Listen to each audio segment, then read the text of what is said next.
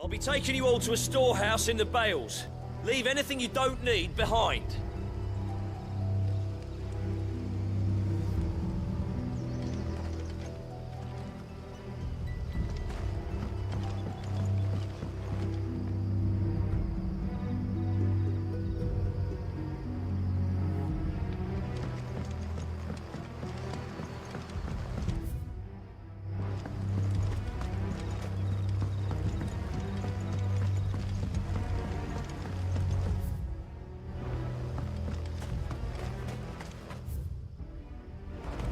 If you're ready, we leave at once.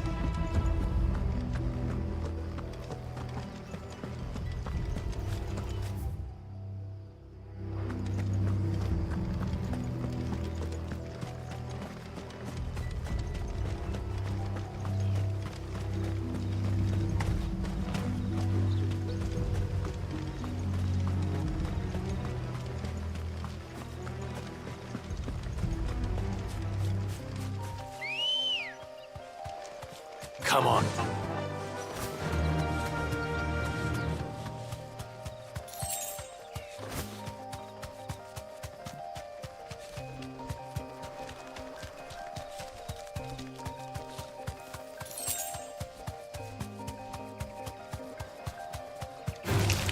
All right.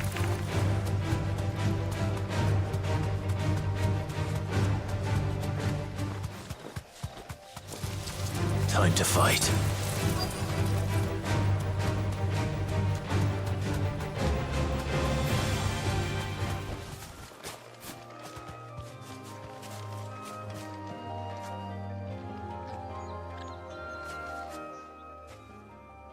Oh, there you are, Sid.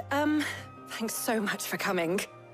The, ruins are just over there, as is the creature I told you about, I'd imagine. Would you mind? Of course. I'll be right back.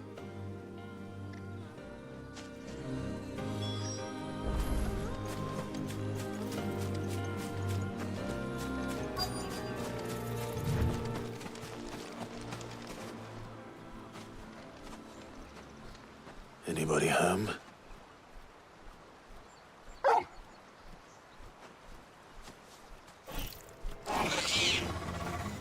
This must be our unwanted visitor.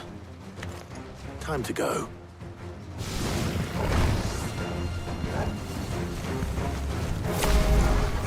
Sick 'em!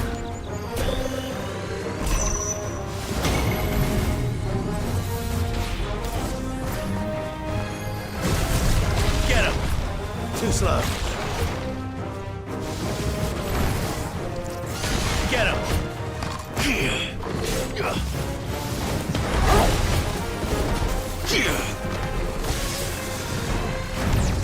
This one.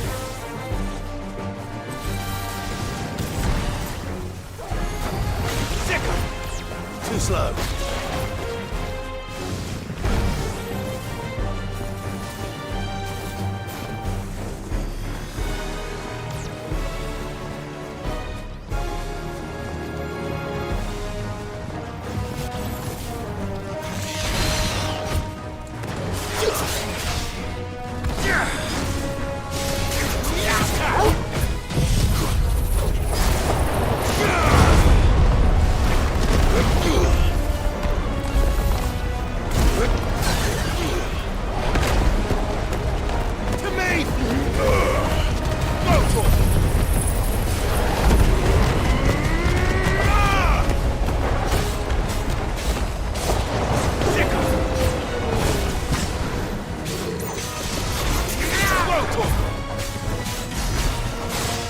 This one.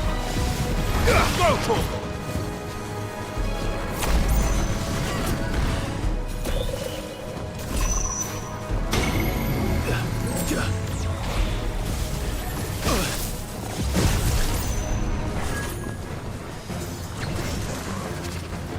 Over here!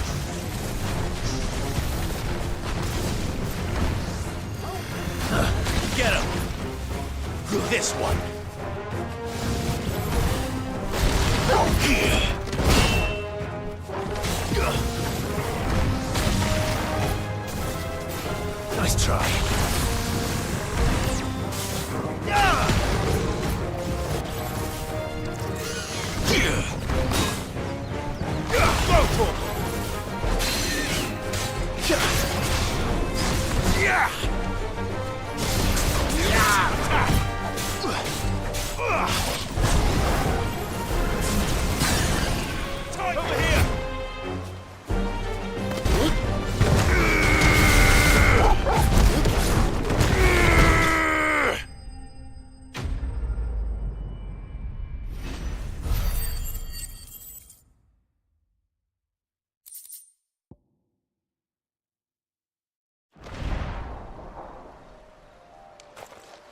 The things I do for you, Mid. Sid! Oh, thank goodness you're safe. You shouldn't have any trouble now. Indeed. Well, don't let us keep you. We'll, see that everything is transported safely back to the hideaway. All right. I'll let Mid know you're on your way.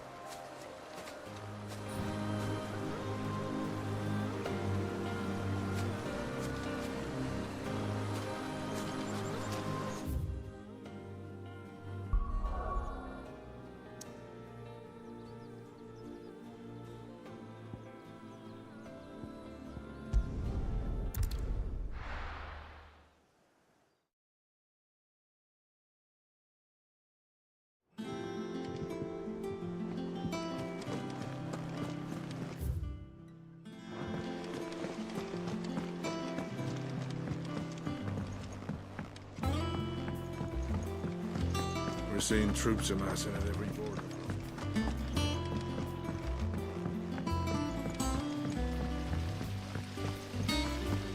When it comes to boyish charm,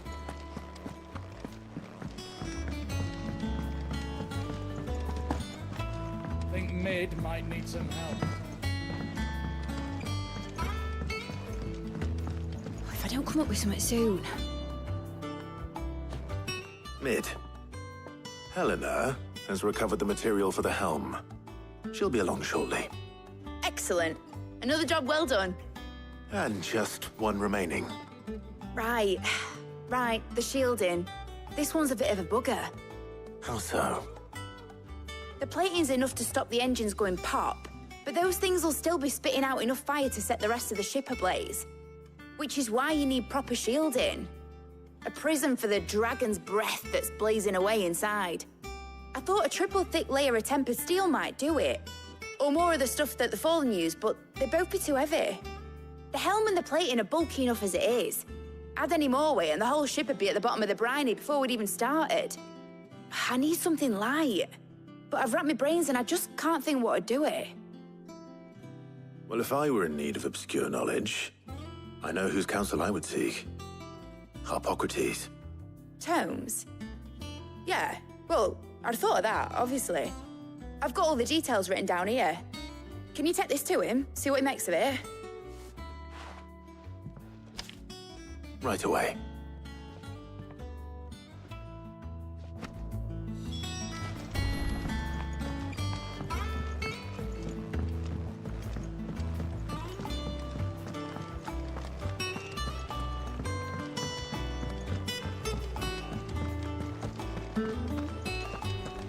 when it comes to boyish charm, Goose has an...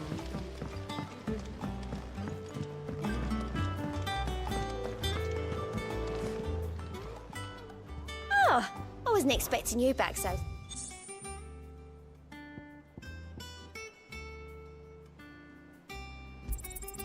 Here you are. Come again. I may have more for you.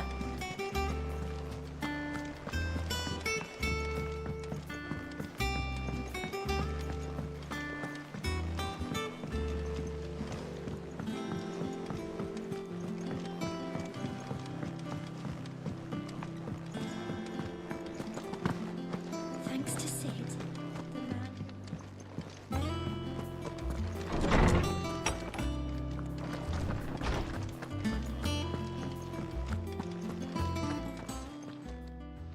Harpocrates, do you have the moment? For you, Clive, always. Well, actually, it's for mid this time. Could you take a look at this?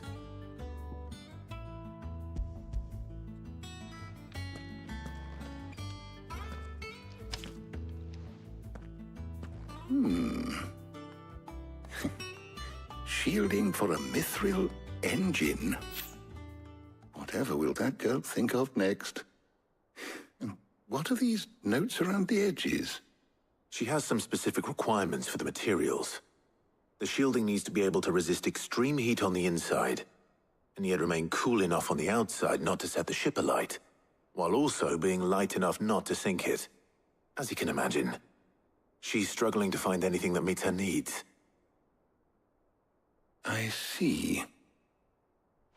I wondered if you might know of a solution, or if you might be able to search the records for one. Perhaps it is not a different material she requires, but a different approach. What do you mean? Consider the lake we have made our home. Its blighted waters eat away far more quickly than fresh water or even brine, at timber and steel alike. And yet, we have made a home here from those very materials nonetheless. We have. But Bardolph must varnish every board twice over to keep it from rotting. And Obelus complains that without a constant supply of pitch. I see. Early Gregorian histories speak of a preparation known as moon dew. It is said to be able to resist even the most ferocious flames. Before the dragoons tamed the worms and wyverns of the realm, nobles would daub their castle walls with it in order to guard against dragonfire. So if we could recreate it...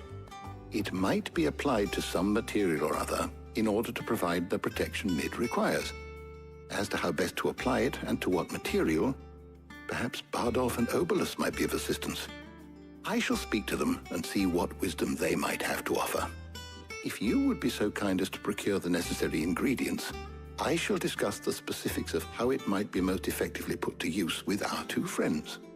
The knowledge of the past may yet prove useful to we of the modern era. Thank you, Hippocrates. And since you're asking others to help you, perhaps I should too.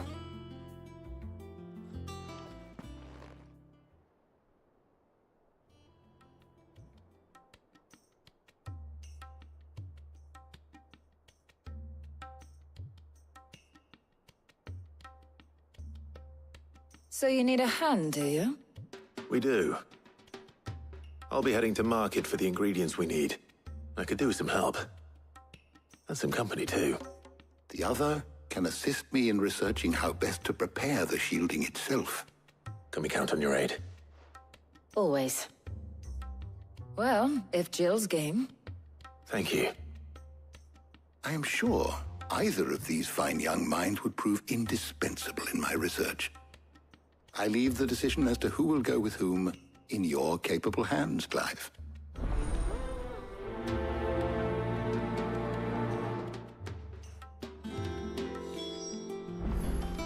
Shielding that guards against even the most ferocious flames. We could have done with some of on Drustinus. I doubt I would have survived that place with or without it. A trip to Northreach, though, I think either of us could handle.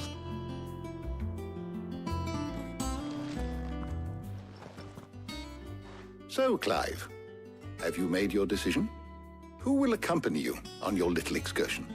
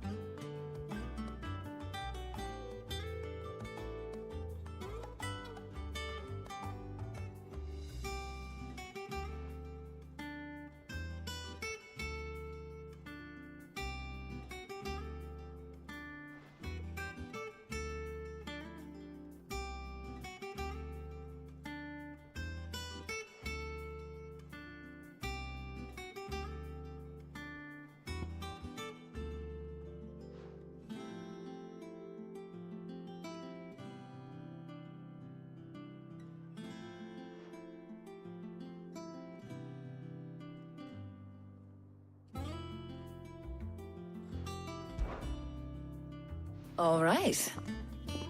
So, what are we fetching? I have taken the liberty of preparing a list. Here. Garlic? Conch shells? Are you sure this is the right list? Looks like the ingredients for someone's supper. Though these items may seem mundane, they have potent effects that are rarely exploited, effects for which they were once highly prized. So much so, in fact, that they were harvested almost to extinction, hence moon dews having fallen from favor. Now, of course, they can be obtained with ease. You should be able to find everything you need at the market in Northreach. Well, isn't that convenient? I was hoping to be able to make a trip over that way sometime soon. Need to speak to an old acquaintance. I'll meet you there. All right. Stay safe. I'll see you later, Clive. Good luck with your research.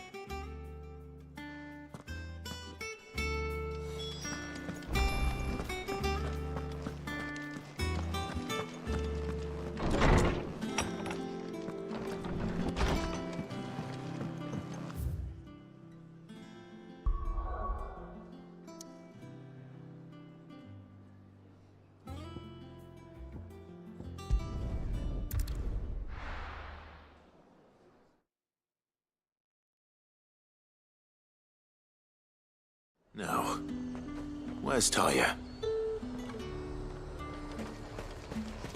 Keep them pilgers nice and chill. Need to stock up on I these. won't abuse. There you are, Taya. Ah, and there you are. We shouldn't have any problems finding what we need in a place like this. But if time is of the essence, perhaps we should split up. Take a few items each. All right. What shall I look for? Let's see now. Why don't you take the garlic and the pepio nuts? Meet me by the gate when you've got them.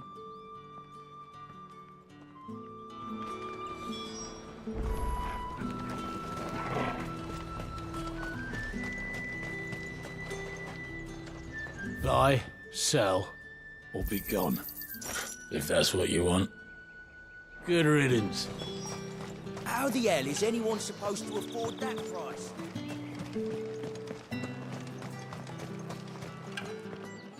What can I interest you in today? I trust it's all here. You're always welcome here do in it. Lostwing. Hopefully Taya's finished too. Fresh cuts! Come and get them before they come! You'll not find a bruised pippin in the...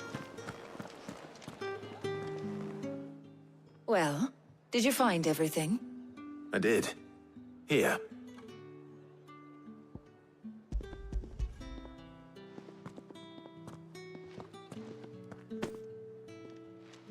Garlic and pepio nuts. Job done. We should get this back to Tomes then. He'll be waiting.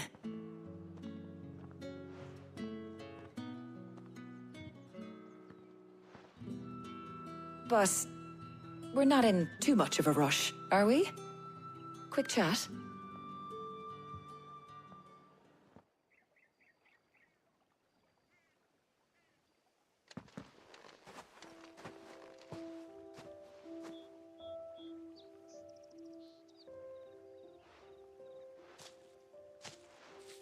Do you know, I think this is the very first time we've been out on an errand together. I think you might be right. In all the years since you and that scowl of yours first appeared, you haven't invited me out once. For shame. Well, it seemed long overdue. And you did say you had some shopping to do. I was hoping to restock my supplies of herbs and liniment, yes. You and Jill alone burned through them like wildfire. No luck, though. My usual supplier's not here, and I refuse to pay the prices these gougers charge. I'll ask Karen when we get back. What is it? Oh, just memories. I came here with Sid once, shopping for supplies, just like today.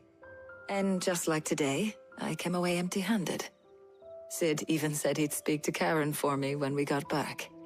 Has it really been 5 years? I remember it as if it was yesterday. Hold on.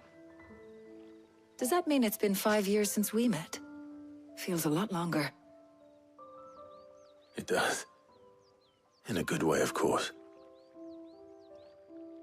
Thank you, Taya. For what? For everything. I just want you to know that all you've done for us, all you still do, it's appreciated. Do you think I'd stick around if I thought it wasn't? But in the spirit of sharing and caring, you're appreciated too, by all of us.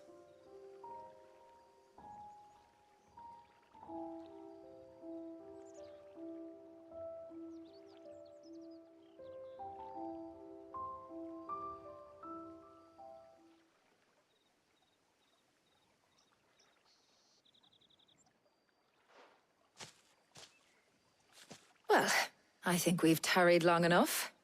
I ought to get these ingredients back to Tome so he can make up this concoction of his. I'll meet you back at the hideaway, all right? All right. And thanks again. I heard you the first time.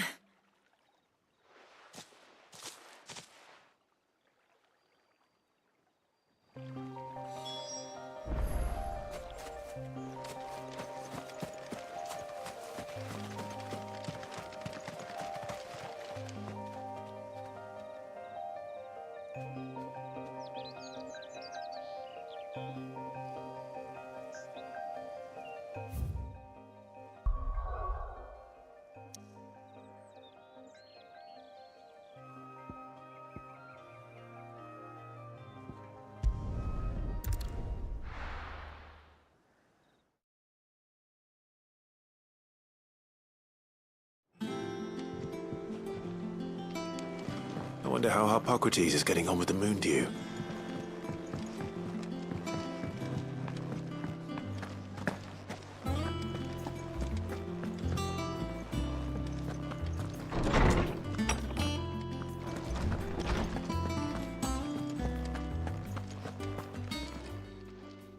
How's work on the shielding progressing, Hippocrates?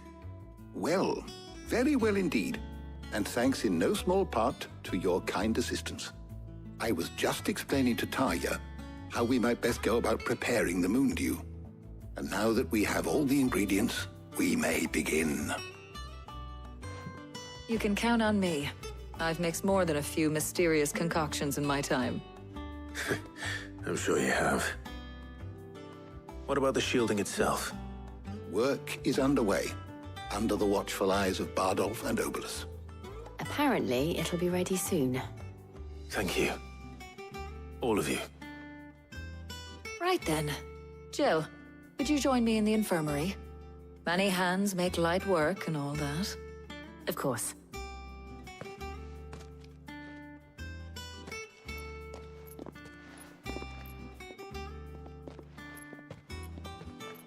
Oh, and Clive. It was good to talk. We should do it again sometime. It appears our work here is almost at an end. A shame. I was enjoying playing the man of action for once. When both the shielding and the moon dew are ready, it will merely be a matter of applying the one to the other. Followed by a rigorous process of testing and retesting, of course. Perhaps someone ought to warn young Mid of that. Leave it to me. Thank you, Hippocrates.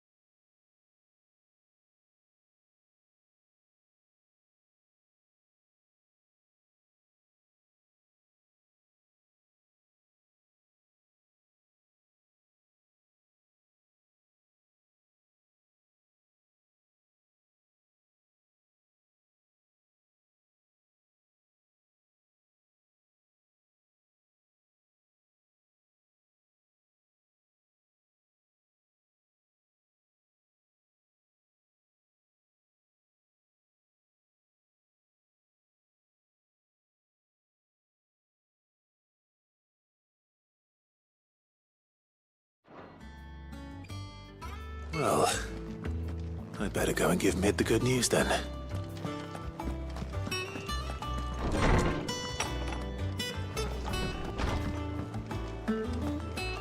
Thanks to Sid.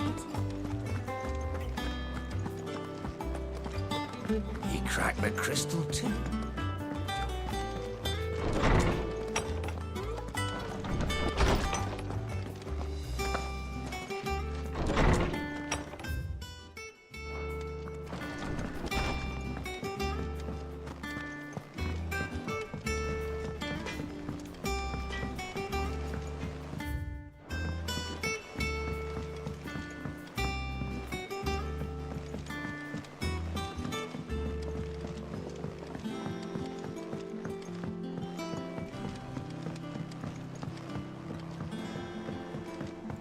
Mid hasn't been Editors started reading books that don't have any pictures in.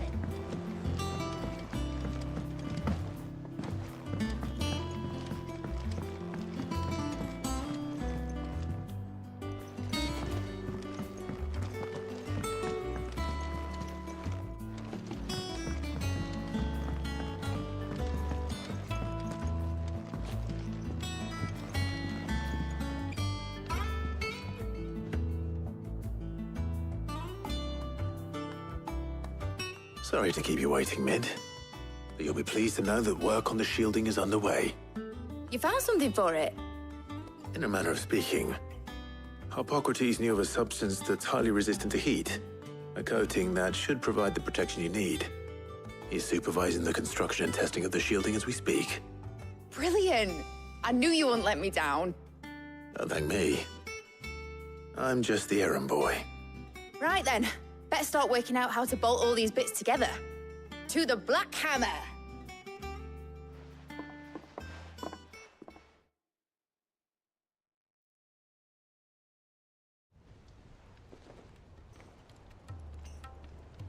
You know, when I got into the smithing game, I thought I'd be making swords and shields, not thermal bleeding didgeridoo-dahs. Displacement stacks. Same difference. Whatever you call it, I ain't putting it together in here. It's cramped enough as it is. Let's take this outside. Mid, you get all the parts lined up on the deck. I'll take care of the rest. On my way! Oh, and bring me the biggest hammer you can find. This is gonna require some precision walloping.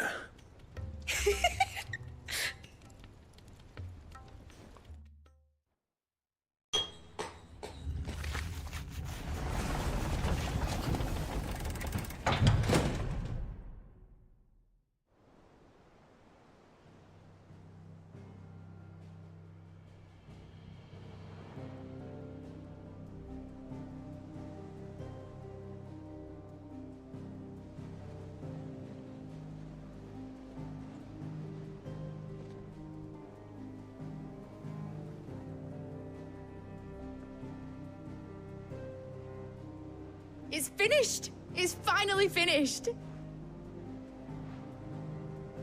Thank fuck for that. I'll be feeling my hammer arm for weeks. Thank you, Clive, Blackthorn, everyone. That's one down and just 3 more to go. I'm sorry. Oh, didn't I tell you? The Enterprise has 4 mithril engines, and we'll be needing a displacement stack for each. You don't mean... Don't worry. Now they've got a finished one to work off. My gang in Canva can build the rest. Good luck to them, I say. Right, I'm off to get a sling for this elbow. Any other work comes in, keep it to yourselves, eh?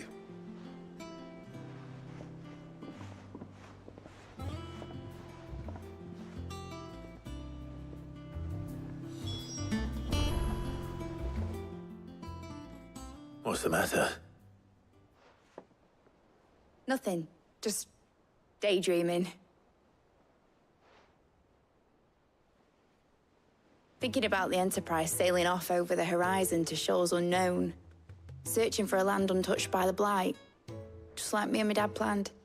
So if the worst came to the worst and every scrap of soil in the Twins turned black, we might still have a chance. That's what she was meant to be. You see, one last chance just in case we needed it. But now she's so close to being finished, I've realized I don't want her to be that. I don't want her to be just a lifeboat for us to cling to if things get desperate. I want people to sail aboard her by choice, not from the lack of it. In a world where we're not just trying to survive, but where we can actually live. I'm working on that. And I'll do everything I can to get you what you want. Don't you always? All right. My mind's made up. As soon as the Enterprise is fit to sail, I'm putting her under your command. Sod our plans, I'm trusting in yours. Are you sure about this? Something tells me it's what my dad would have wanted. He'd be proud of you. You were gonna visit his grave, weren't you? I was. And you can come too now that your little project is finished. Right. There's just one thing I need to finish up first. Won't be a mo. All right.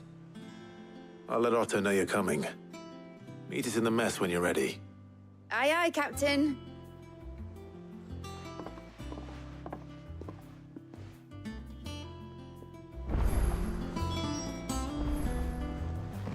Mid told me she was building a ship.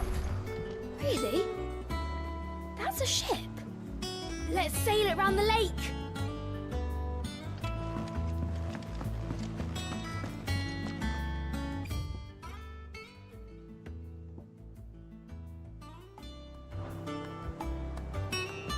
All right, Clive.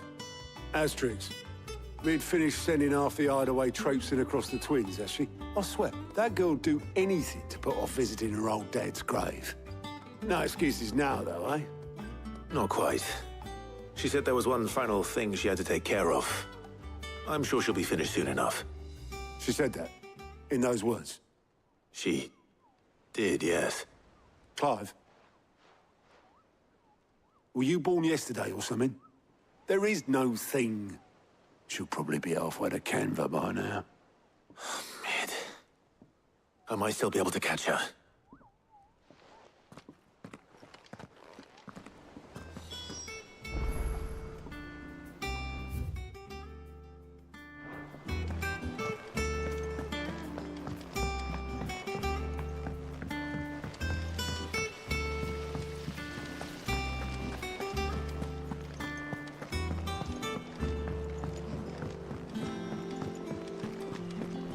I think Mid might need some help.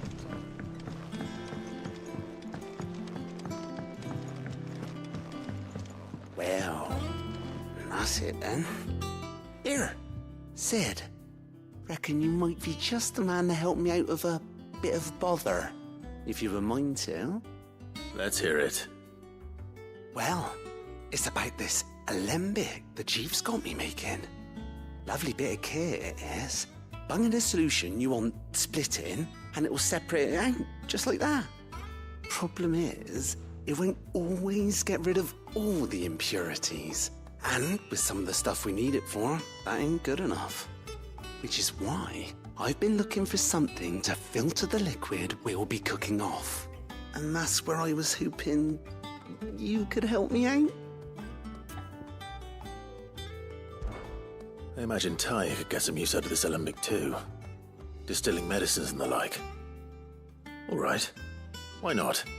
Proper job! So what exactly do you need for this filter? Nothing but bomb ash'll do, says the Chief. Gave me a sample she'd obtained from the university stores. Couldn't believe my eyes. You pour the blackest blight water through it, and it comes out clear as a mountain stream. So, I did a bit of reading about where I might be able to get hold of some. And do you know what I found out? It's only the blimmin' bones of a bomb king. They leave them behind when they die, see? I take it that's where I come in. If you wouldn't mind. I saw a billet on the hunt board for one just the other day. Would have gone myself, but, well, fighting dirty great balls of flame isn't exactly my forte. You, on the other hand... All right. I'll see what I can do. Thank you kindly. And good hunting, eh?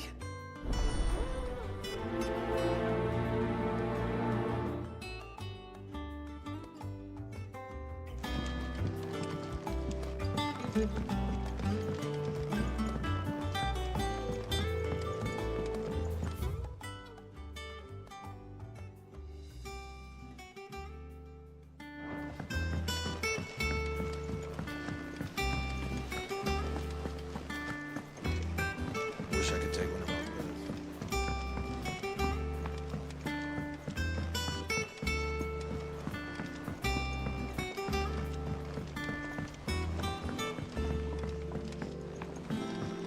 I went up to give some greens to the chocolate.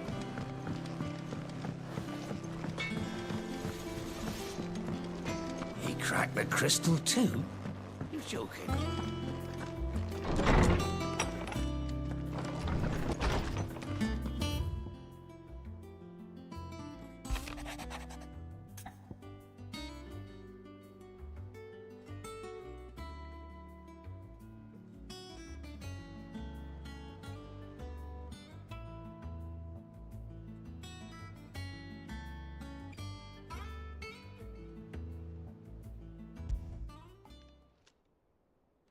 Hopefully it's nothing. But I should speak to Blackthorn just in case.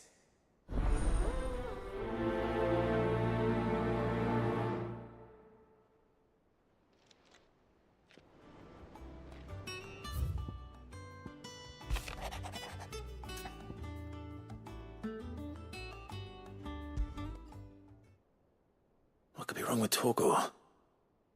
He seemed well enough when I last saw him.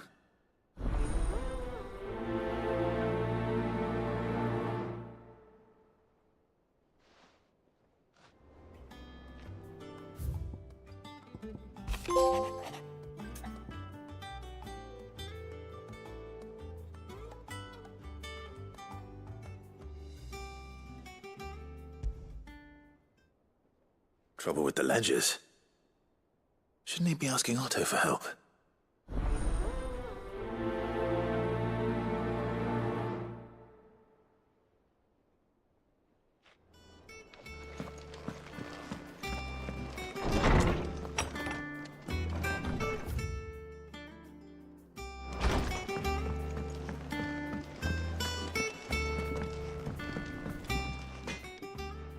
Blackthorn. Do you have a moment? Not really, no. This won't take long. I just wanted to ask how you're getting on. August was worried about you, that you might still be doubting your craft, even after learning the trick of that cuirass. Is there something else weighing on your mind? Perhaps sharing your thoughts might help. That bastard's like a dog with a bone. Still, he's got a keen eye, I'll give him that. He's just, well, Karen showed me something. Something I've never seen before. And that was? A sword. An odd-looking thing with a single-edged blade. The metal itself wasn't anything to write home about, but fuck me. The edge on it. You could slice a man clean in two with a weapon like that, and he'd be halfway home before he even realised he'd been cut. So that's what's troubling you? Nah. Not troubling me exactly. More distracting. Can't stop thinking, how do you get an edge that sharp? It's driving me mad. And if you knew how to do it, we could arm the curse breakers with even better blades. That's about the size of it, yeah. I'll see what I can find out. Sharper swords are always welcome. And we can't have our master blacksmith being distracted. You're a soft touch, you know that. But I can't say I'm not grateful for it. Good luck, eh? Thank you. Let's see what Karen knows about this sword.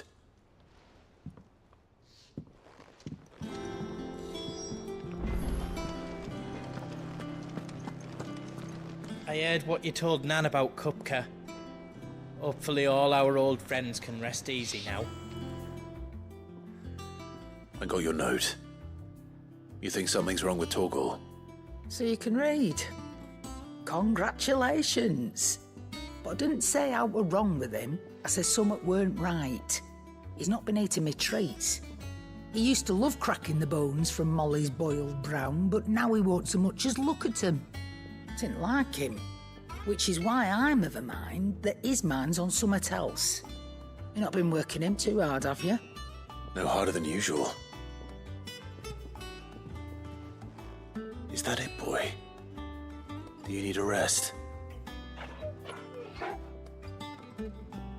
What was it you said he was?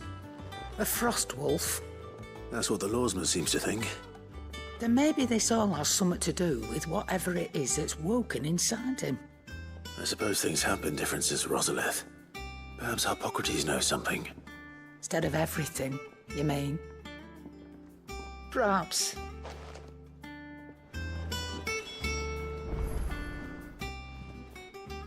You're looking well, Karen. What do you want? Out with it. I want to know about the sword you showed Blackthorn. Single-edged and extremely sharp. Running around after him again, are you? I suppose I am, yes. But I need to help him find out how to work an edge like that. It's driving him to distraction.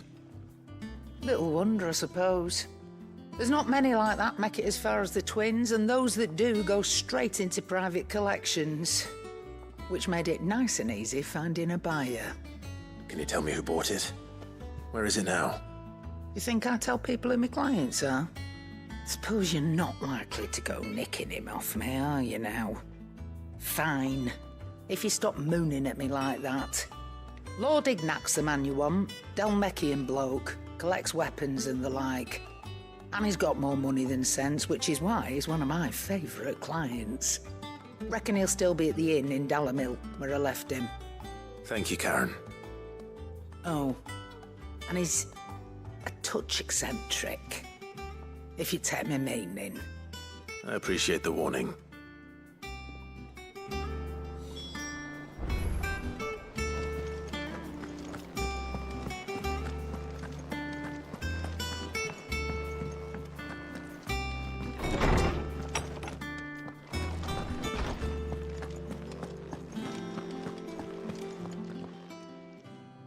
Lawsman, I need to ask you about Torgal. Something's not right with him. He isn't ill, is he? I don't think so. But according to Lady Karen, he seems to have lost his appetite, which is certainly a new development. She says he's hardly been touching his bones of late, and she believes it may have something to do with what happened at Rosalith Castle. I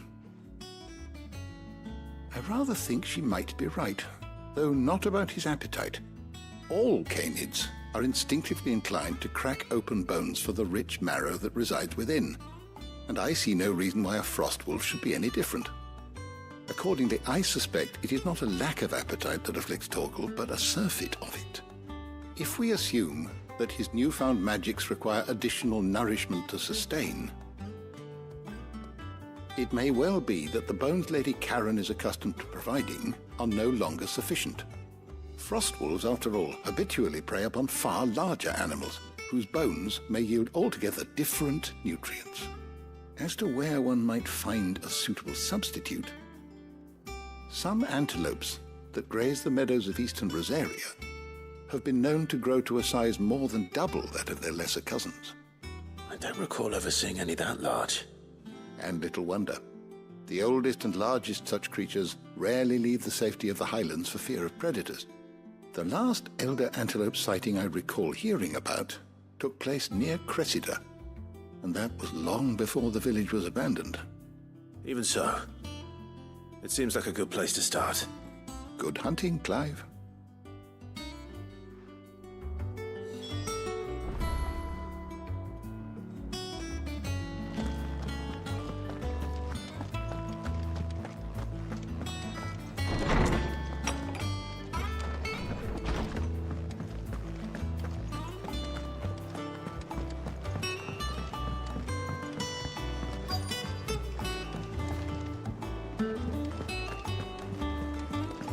Is that the thing Tomes helped to build? Mid told me she was building a ship.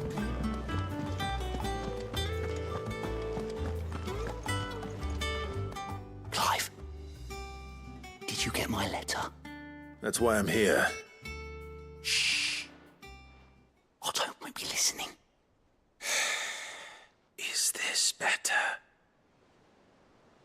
A little. Listen, I've some bad news. It turns out the Hideaway may be slightly behind in its payment to certain lenders, and it's maybe my fault. But I swear to the goddess, I thought I had the numbers square. Sadly, that square turned out to be more of a circle. 0, you might say. I can straighten it out, I swear, but it's gonna take some time, and I'm gonna need help keeping it from Otto.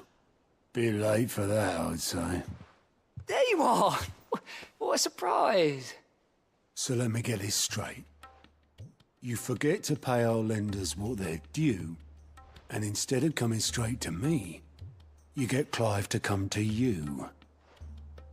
And I hope he'll dig you out of the hole you've dug for yourself. Clive, the man in charge of the place you've been cheerfully trying to bankrupt.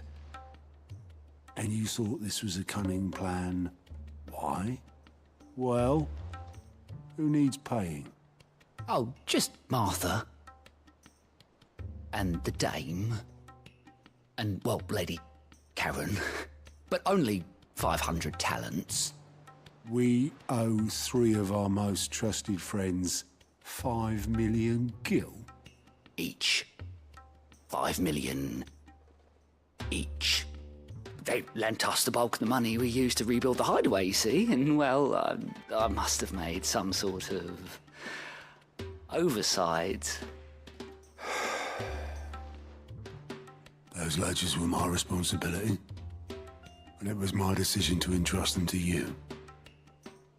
This is my fault. Do we have that much to hand? I can always ask my uncle. No, we don't. And no, you won't. We've lightened Lord Rosfield's purse enough. After the king's ransom we had off him, he deserves better than to see our begging bowl. Besides, we'll need to learn to stand on our own if we're gonna make this work.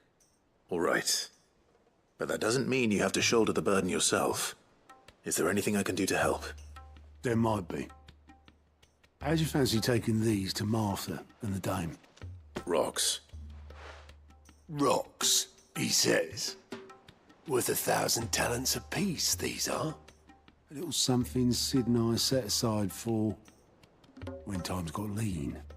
And I reckon 15 million in overdue debt probably qualifies. I just hope our associates' eyes are a bit more discerning than yours. I'm sure there will be. Should be me making the rounds, really. But you know how it is with this place. Orders to bark, arses to wipe, and all that. I know. Which is why I don't mind going in your place. Go. Do you know why I only gave Master Clive here 2 star rubies? Because you'd rather Lady Karen killed me. Because I'd rather Lady Karen killed you. Yes. Well, I suppose this is goodbye then. Don't worry. I'm sure Karen will understand. Really? Do you think so? No, I don't.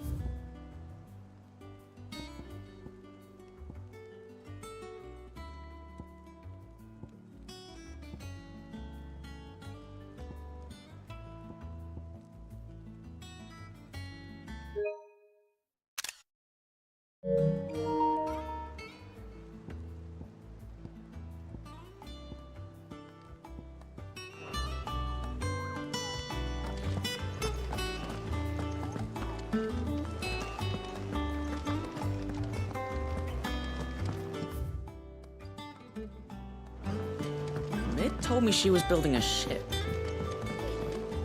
Is that the thing Tomes helped with? Oboleth, have you seen Mid? Yep. In a boat. going that way. Then I'm too late. You in a hurry and all, are you? I offered to take her across, but she wouldn't wait. Just paid for a dinghy and rowed off. Oars going like the clappers. Got some life in her, ain't she? But anyway, I was on my way up to see you, as it happens. Got a letter for you. Urgent, by the sound of it. One of your uncle's men said I was to hand it to you in person, post-bleeding haste. And you're here now. Thank you, Obolus. Don't mention it. What tidings, Uncle?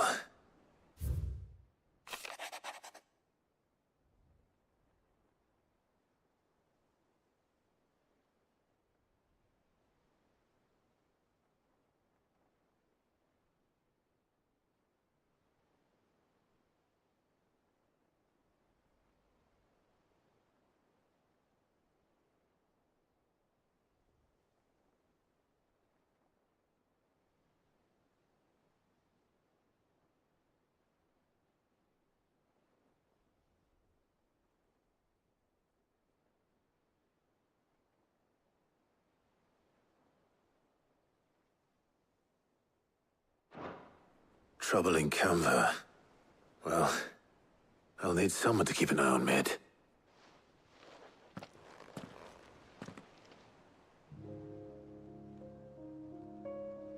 So what? Mid got us to do all the dirty work and then just sailed off into the sunset? It, seems that way. Well, nothing we can do about it now. But next time you plan on visiting Sid, you might want to tie her to something before you suggest it. Ah, don't be so hard on her. Gotta admit, the dirty work was kind of fun. Everyone pitching in, all that bollocks. Just like when we built this place. You're right. Anyway, we all set to head to the old hideaway. I could do with getting to Canva pretty sharpish. Wouldn't do to keep Lord Rosfield of the Seven High Houses waiting now, would it? Not after he asked for me personally. Gav will be leaving with me. Will you mind the place while we're gone? You can count on me. Just be sure to give Sid and the others my regards. All right. Oh, by the way, Jill will be joining us too. She's got some things to take care of, but she'll meet us there. I hope she's telling the truth at least.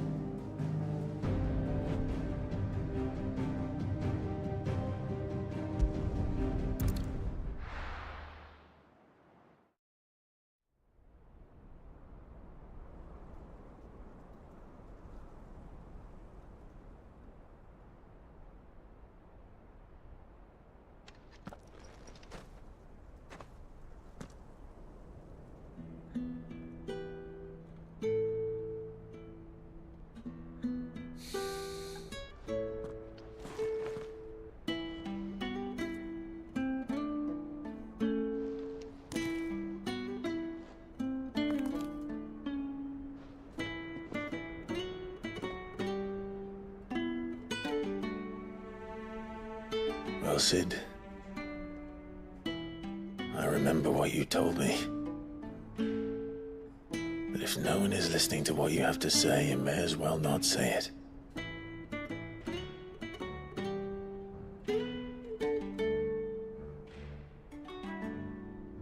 But I will say this, old friend. Hugo Kuka is gone. His shadow looms over us no longer.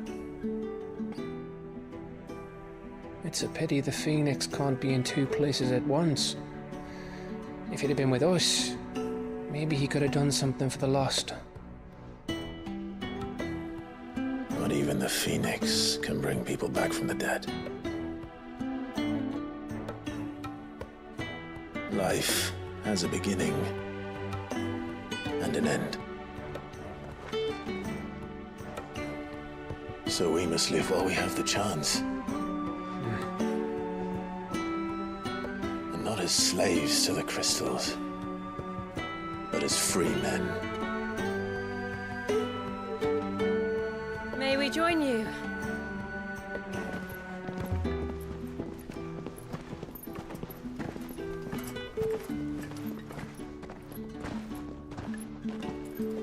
Lady Karen, what a pleasant surprise. I thought I'd drop by and see how you were all doing before heading off to restock my supplies.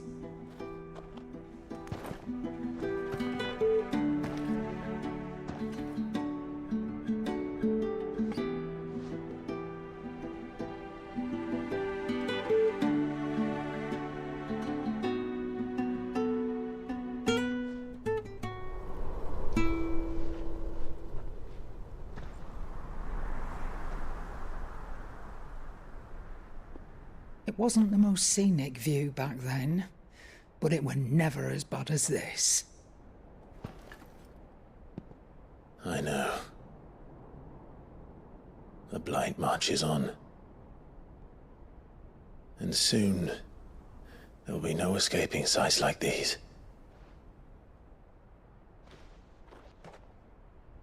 So our mission remains unchanged. We cannot stop until every Mother Crystal is gone, and their thirst for ether with them. The only one that remains in Storm is Drake's Tail in the Crystalline Dominion. Our next target. We're going to Twinside. It's the capital of the Empire these days. I wouldn't like to think how tightly guarded they've got the place.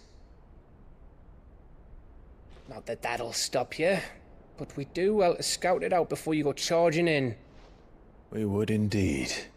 If you're off to the Dominion, you can take this great lump with you. Goods. Oh, I am sorry. Have you forgotten you're the most wanted man in the Twins? I thought you might like to disguise yourselves as the attendants of a travelling trader, assuming you've no better ideas. You wanted to buy yourself some tools, didn't you? Well, now's your chance.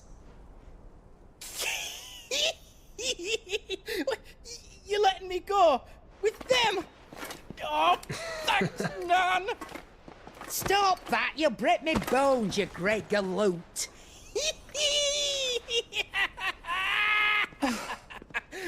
There's a caravan that runs back and forth between the Dominion and the Bocklad markets.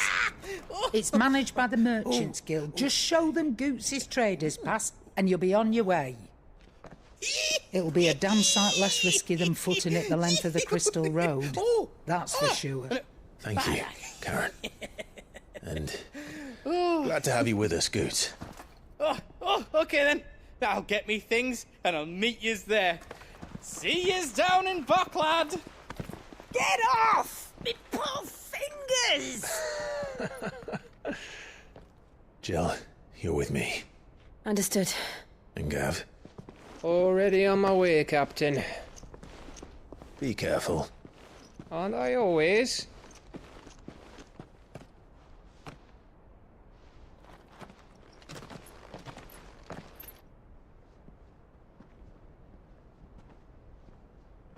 Do you see that, Sid? Your protege's making a proper little outlaw of himself.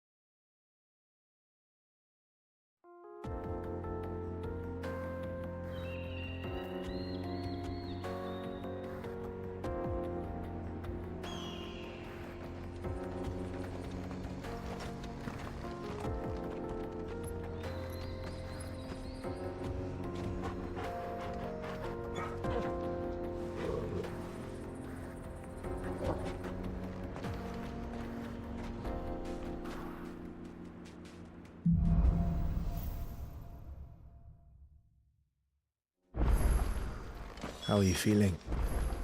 Better. Thanks to Taya. I'm glad to hear it. And Torgal helped too. Didn't you, boy?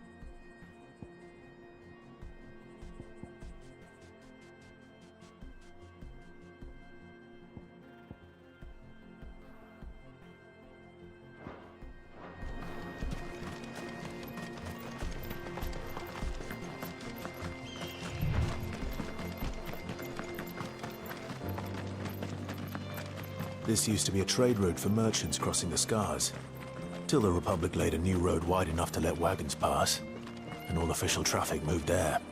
Leaving this one for those living outside the law. Indeed. I doubt we'll be the only outlaws on the trail today.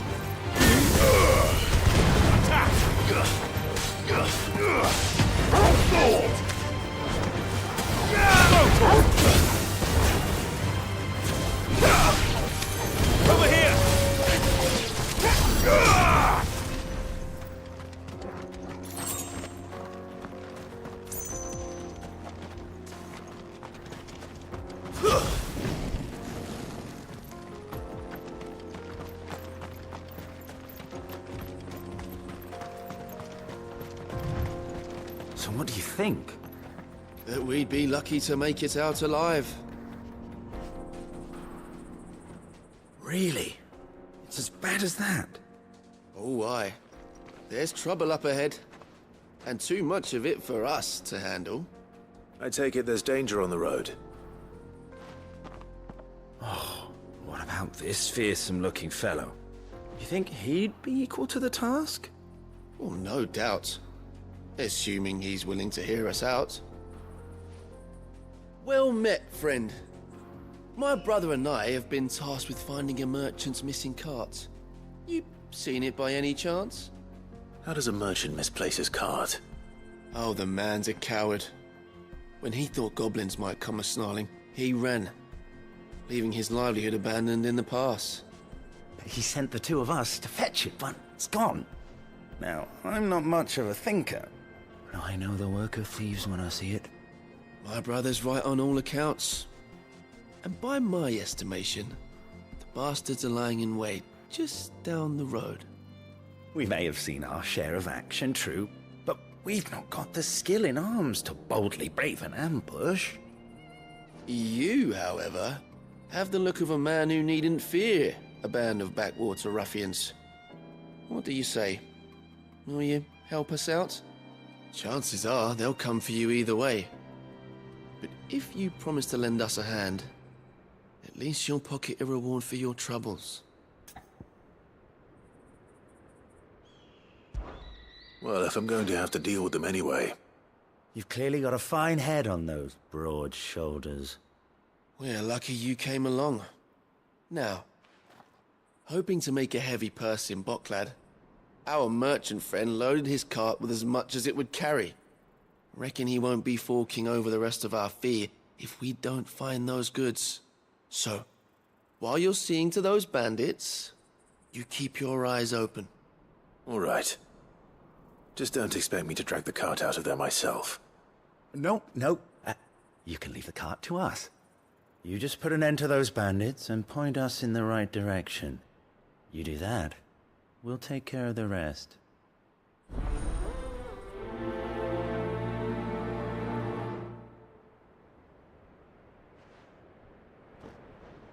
You'll be doing Botclad a favor if you can clear out that pass. I'm not sure I trust those two. But if there are bandits lying in wait, I should probably take care of them. Look lively, you lot. We've got guests. These must be our bandits. And if you ever... Go, Tom!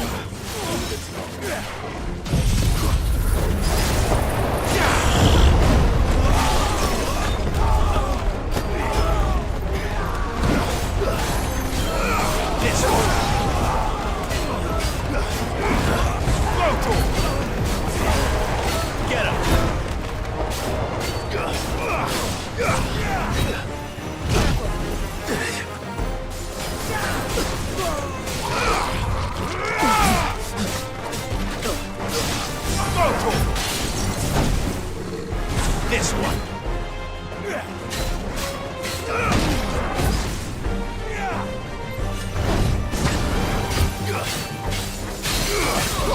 This one.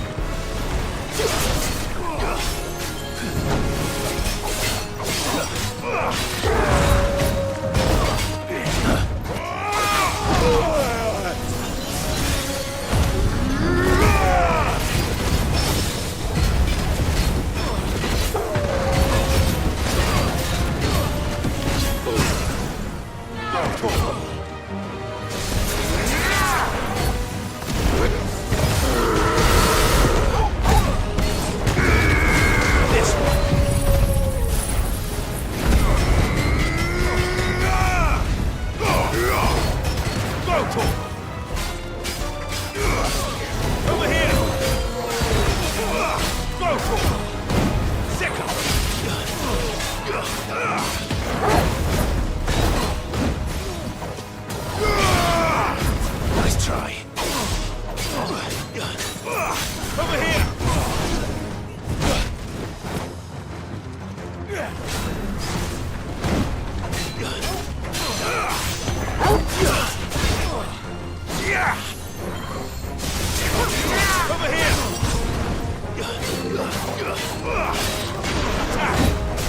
Farewell.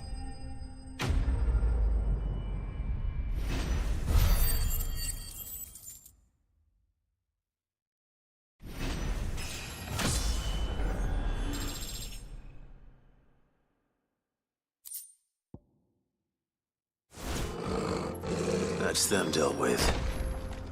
Now, where's that cart?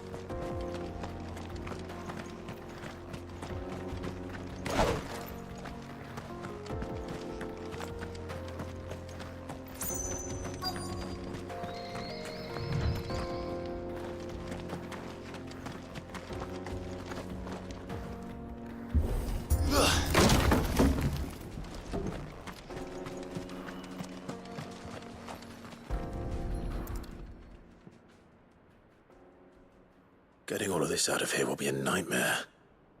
Seems we've found ourselves the right man for the job, wouldn't you say? Found the cart and didn't leave a single bastard breathing.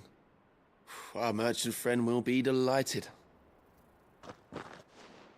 And how exactly will he be getting his goods out of here? You leave that to us. After all, it'd be wrong to make such a fine warrior haul cabbages to market. You've done your part. And that's all you need to worry about. Here.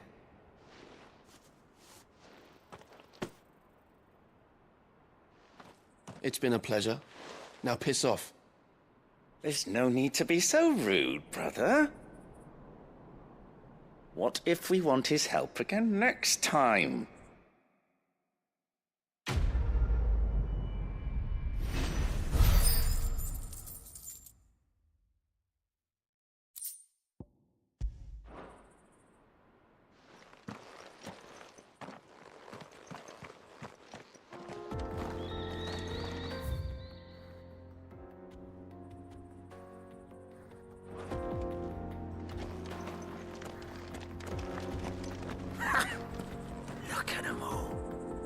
The bastards would have eaten the lot by now.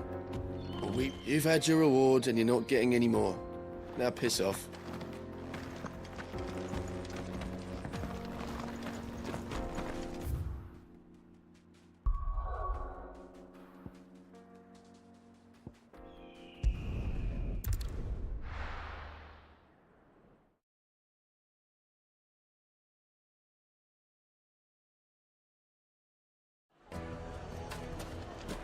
People take notice of wealthy men. Shouldn't be too hard to track down Karen's collector. Back again, are you? Any more trouble and you'll be barred for life, however deep your friend's pockets might be. Calm yourself. We don't know for sure. Welcome. If you're hoping for a bed, I'm afraid you'll have to look elsewhere. One of our wealthy patrons is My reputation will be ruined! Ruined! Calm yourself, Lord Ignac, I beg of you, before you do yourself a mischief. Pardon the intrusion, but... Out! Get out! I paid for these rooms so I wouldn't be disturbed. Leave me be! Please, allow me to apologize. His lordship is going through a difficult time, and he's never been fond of guests arriving unannounced. Radim! Get rid of the filthy oaf this instant! Very good, Lord Ignac. Would you mind stepping outside for a moment?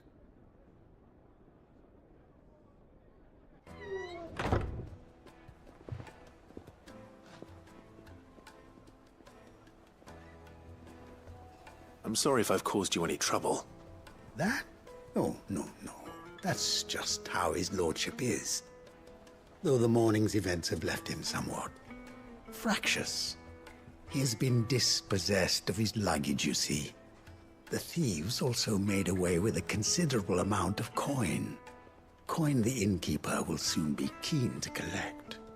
I don't suppose a certain blade was among the stolen items. A single-edged sword.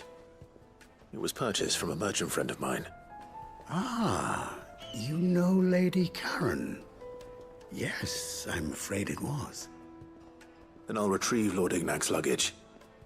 But I have one condition. You have but to state it. You are welcome to anything that is within my power to grant. I want an audience with Lord Ignac. A few minutes should be enough. Then I'll be on my way. A condition I would be a fool to refuse.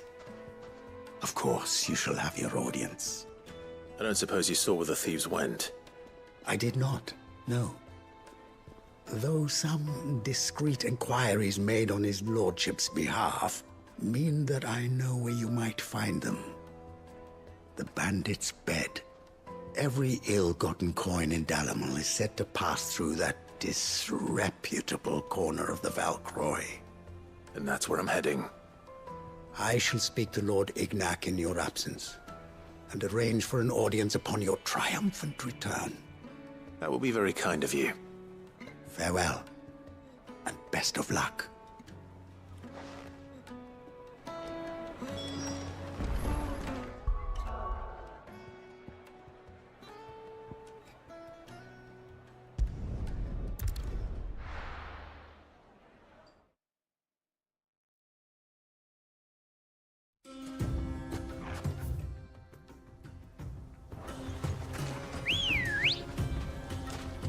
Come on. Yeah!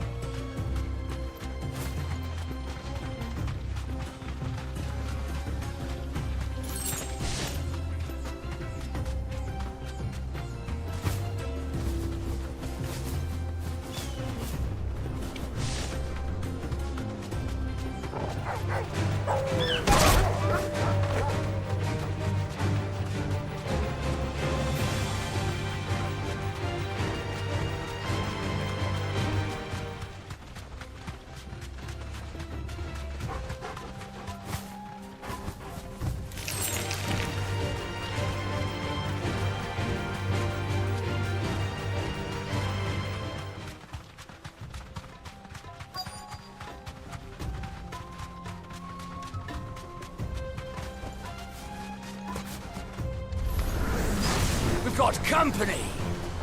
Come on, lads, let's tear the bastard's head off! Over here! Too slow.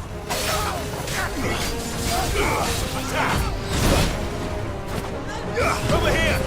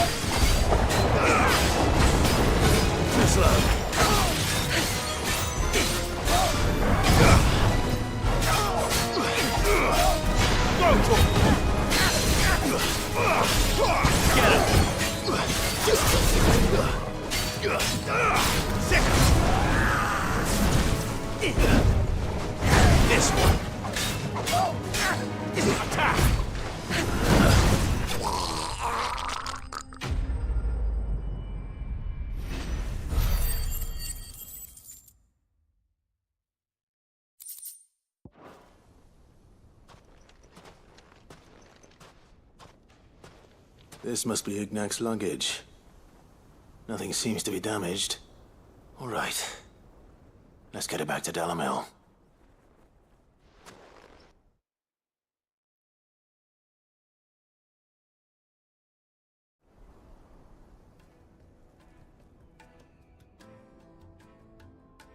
I hear I have you to thank for the return of my effects. What shall I call you, my good man? Wyvern.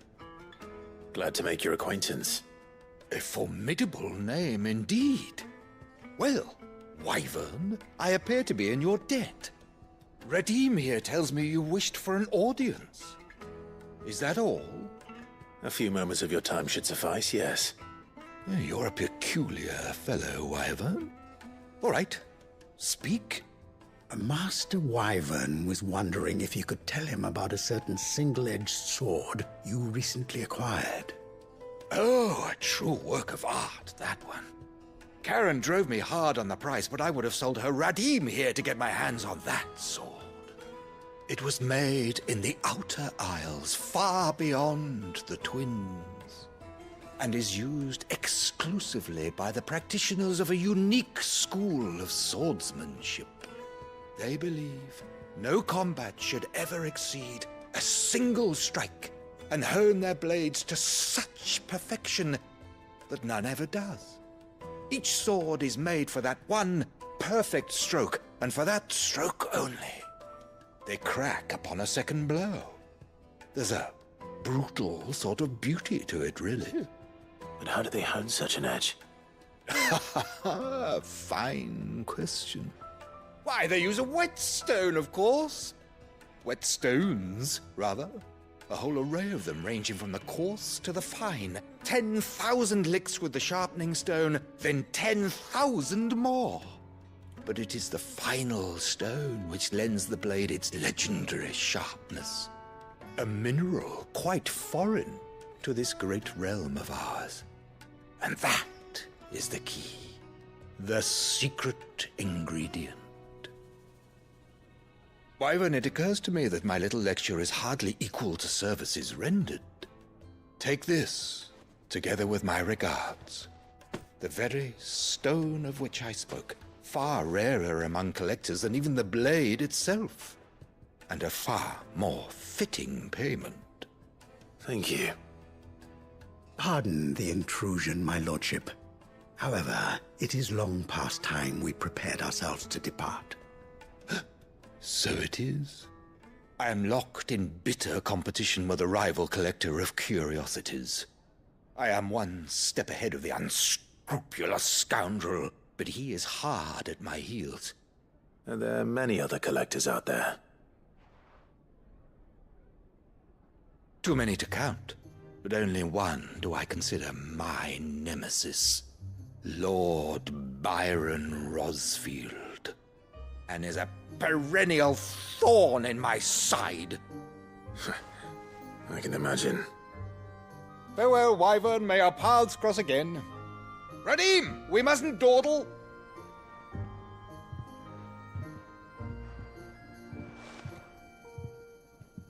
I think his lordship is rather taken with you, Master Wyvern.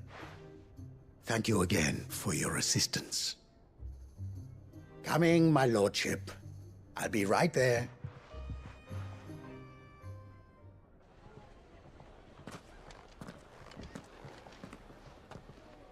Trust Uncle Byron to find such an interesting rival. Now, let's see what Blackthorn makes of this whetstone, shall we?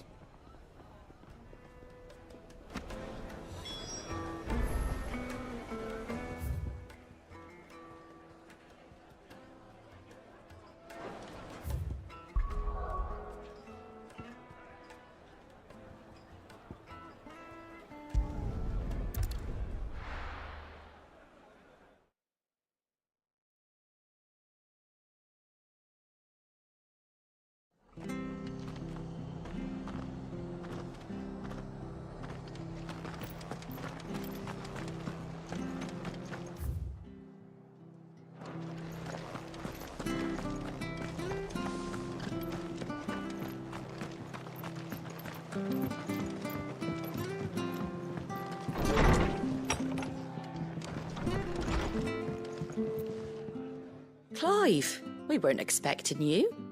I wasn't expecting to be here, but it seems we still owe you a considerable amount of coin for your help with our rebuilding efforts.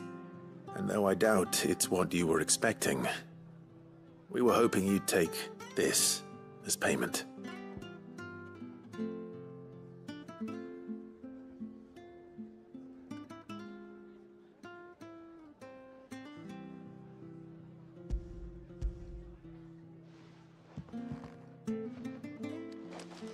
A star ruby? I can't accept this. It's worth at least twice what you owe me. More if you can find yourself the right buyer. Think of the difference as interest. Interest? If word got out I charged that much, no one would ever borrow from me again. Anyway, why are you the one here asking me about this? I'd have expected Otto. Bit much sending the Lord Marquis out to settle your debts, isn't it? The old goat working himself to death again. Something like that. Most days I think he's the only reason the hideaway's still standing. Same as always, eh? Back when the place was nothing but a twinkle in the eye of a recently retired Lord Commander, word is he was the first one Sid reached out to.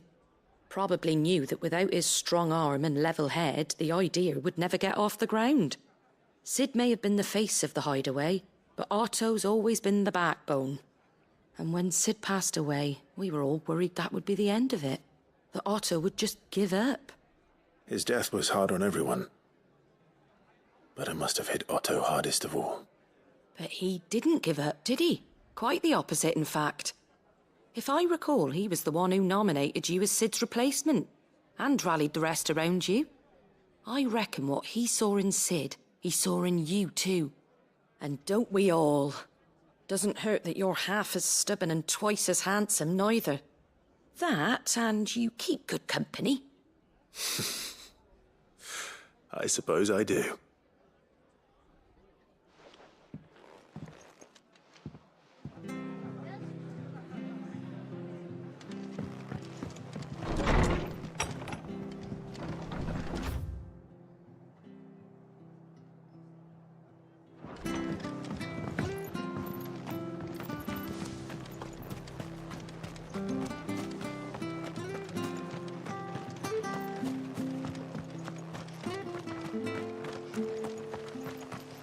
Naught but wild beasts this end.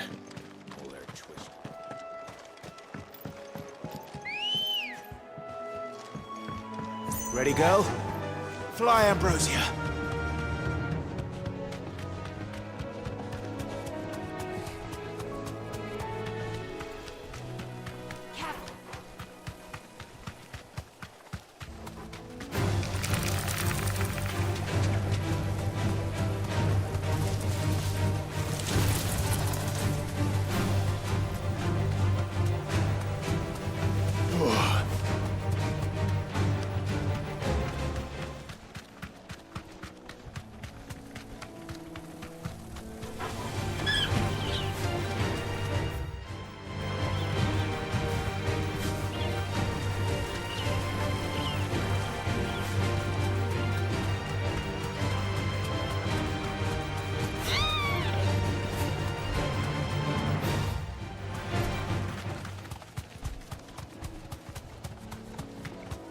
Well, it's certainly quiet. If I were a giant antelope, it would seem like just the place.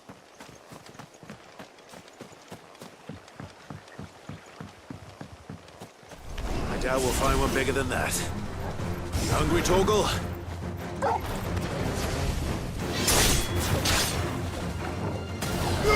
Go, Torgal!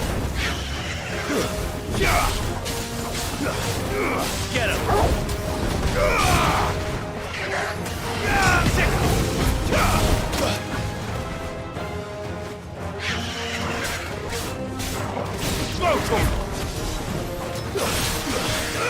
Get him!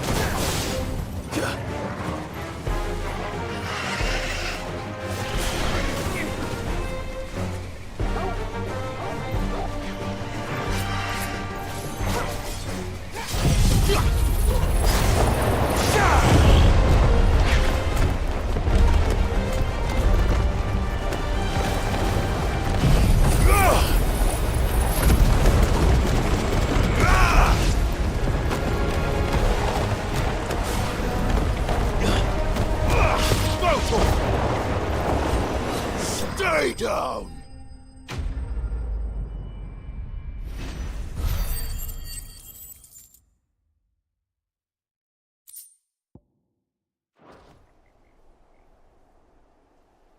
Now.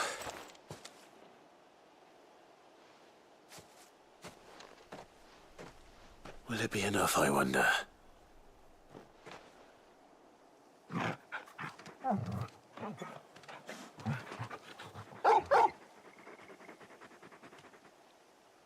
I say that answers my question. Which means we owe the lawsmen our thanks. You're just a big puppy, aren't you? A very big puppy.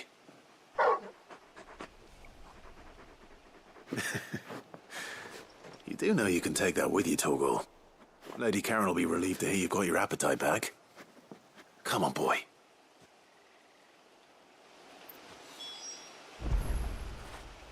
When did you get so big?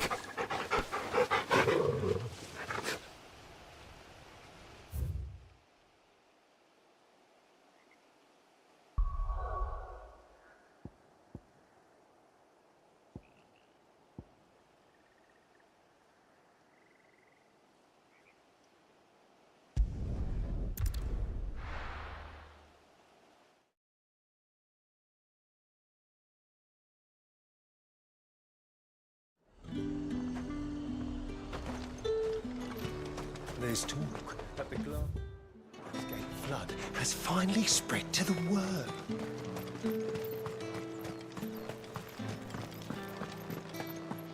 Citizens are free to come and go as they please.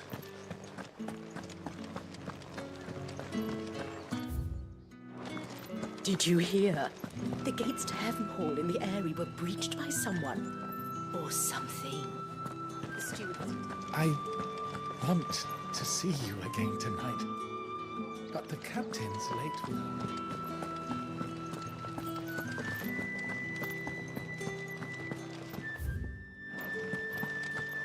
What am I going to do without sweet water and oil of talc? Milady, I come bearing gifts. Gifts? Whatever is the occasion.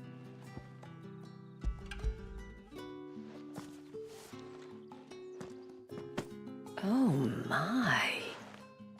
Clive, you really have outdone yourself. Otto asked me to give it to you. To settle the Hideaway's debt with the Veil. And to compensate you for the time it took us to do so. You disappoint me, Clive. I thought you might finally be warming to me. Tell Otto he can keep his baubles. I tried to tell him as much the first time around. The man owes me nothing, nor does the Hideaway. My contribution to the restoration effort was made freely and willingly. It was the least I could do. You once told me Sid did you a kindness. I'd like to do the same. Please, accept it. For my sake. And for Otto's. For all of us. For all you've done. It is rather fetching, isn't it? Very well. Otto is lucky to have you, Clive. I doubt anything could ever replace his son. But you and the others at the Hideaway are the closest thing he has to family. Otto had a son. Long ago, yes. Sid told me Otto lost him when he was just a boy, and blamed himself for not being able to stop it. I don't know how it happened, whether there was anything he could have done, but it was clear that it weighed heavily on him.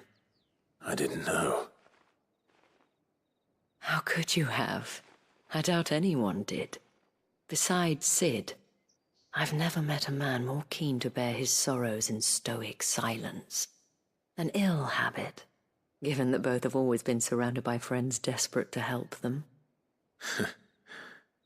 I'm beginning to see that.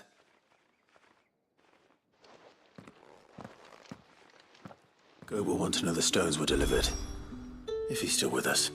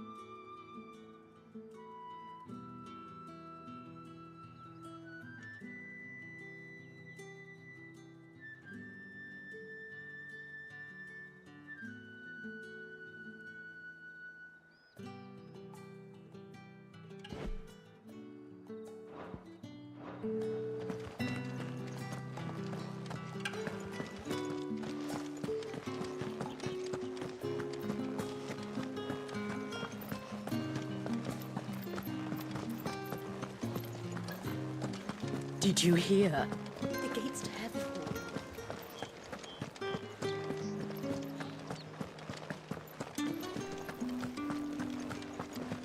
All anyone ever Fresh cuts! Come and get up! You'll not find a bruised pippin in the...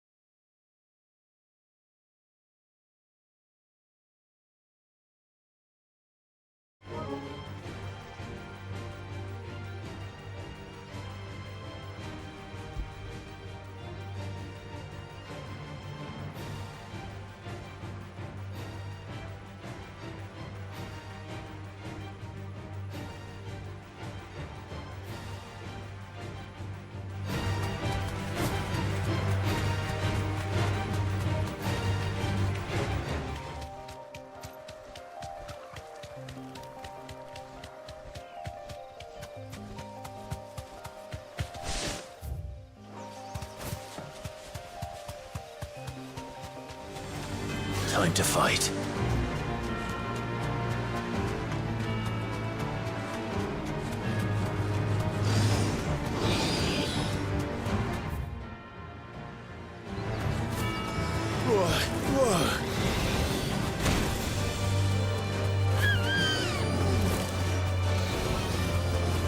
That's it!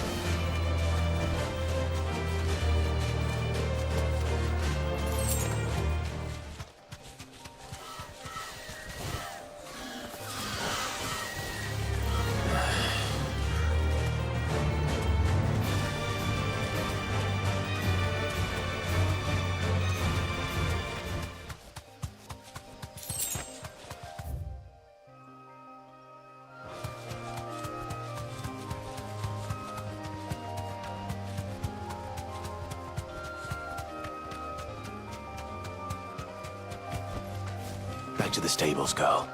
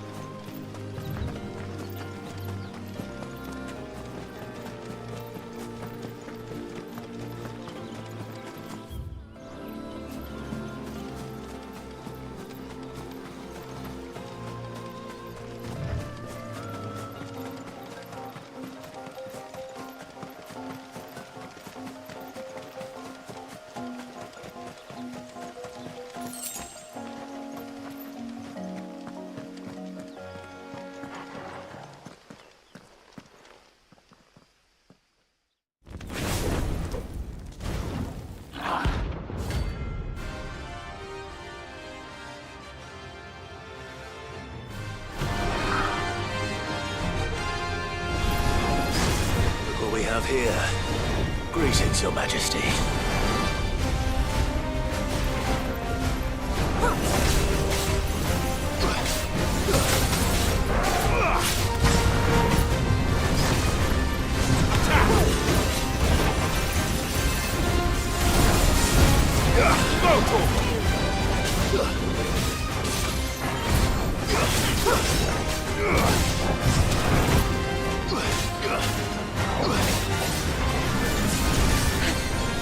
Over here!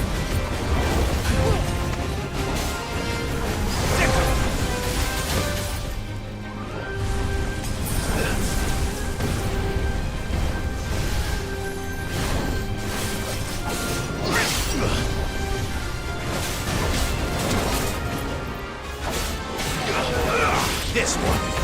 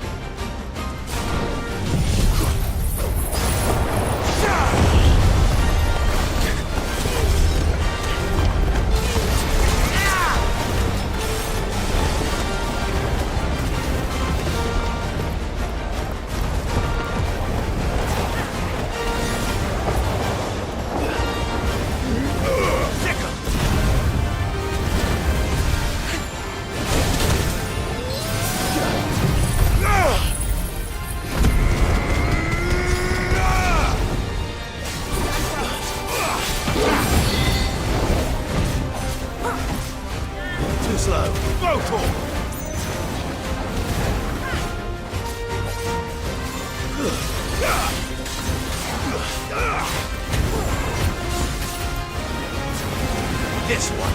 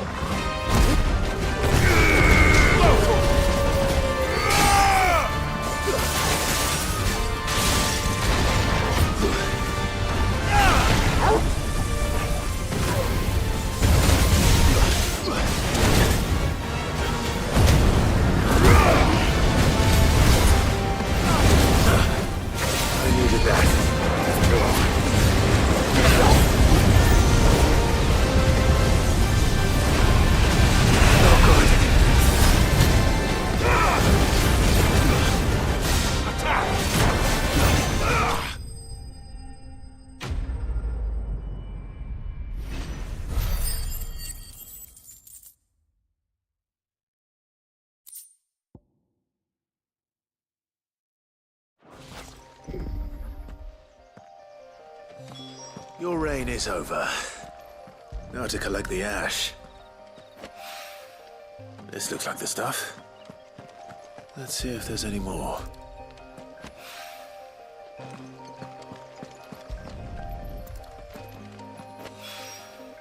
That should do it.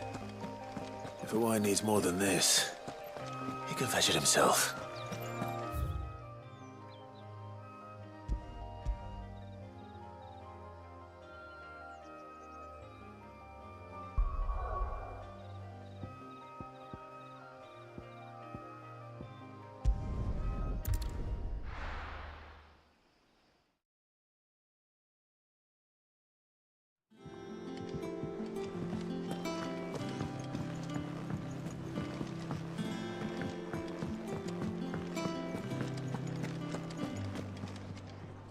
I noticed you and Torgal had gone off somewhere. Take him for a walk, did you? You could say that.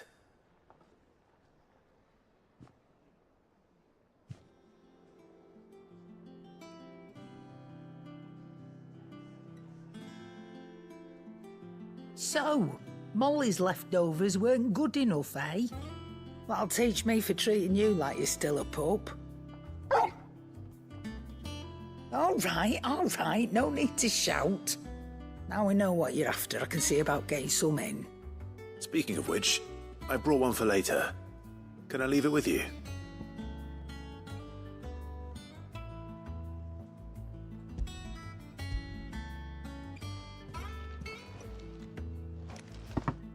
You can, aye. I'm nice like that. In return, you can thank Tomes for me. The bloody know-it-all. I was just on my way to see him.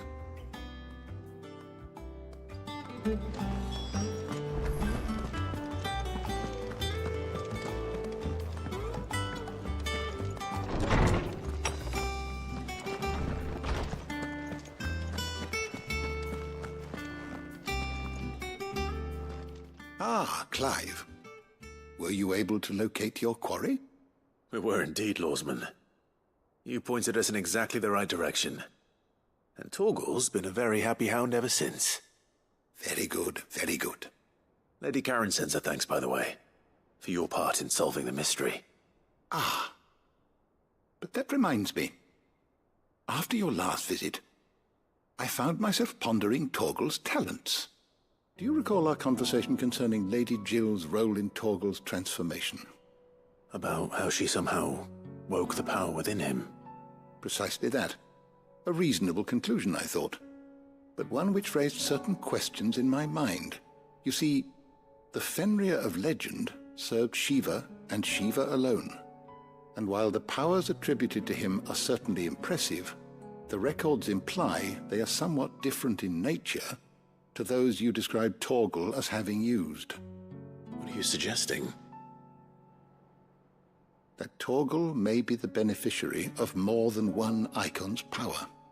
Consider that in addition to Lady Jill, he has served as a loyal companion to you, your brother, and even the late Cid. In short, the icons hitherto near at hand, or should I say at paw, have been diverse and plenty, and that number has only grown as the realm's dominance have fallen to your sword. One can but speculate as to how all of this has affected Torgal. He has seemed more fierce of late. And if I am not mistaken, he will grow fiercer still. We are fortunate indeed to be able to count him amongst our allies and not our adversaries. Oh, he's more than an ally.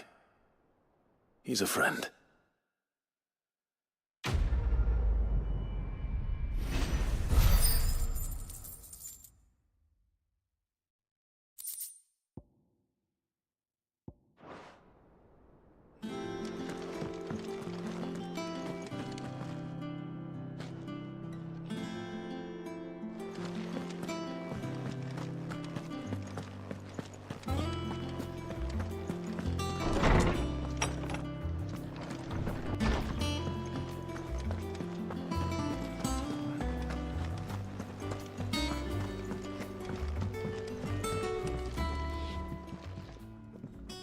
Sorry for the wait, but hopefully you'll agree it was worth it. You learned something about that sword, then? I did better than that.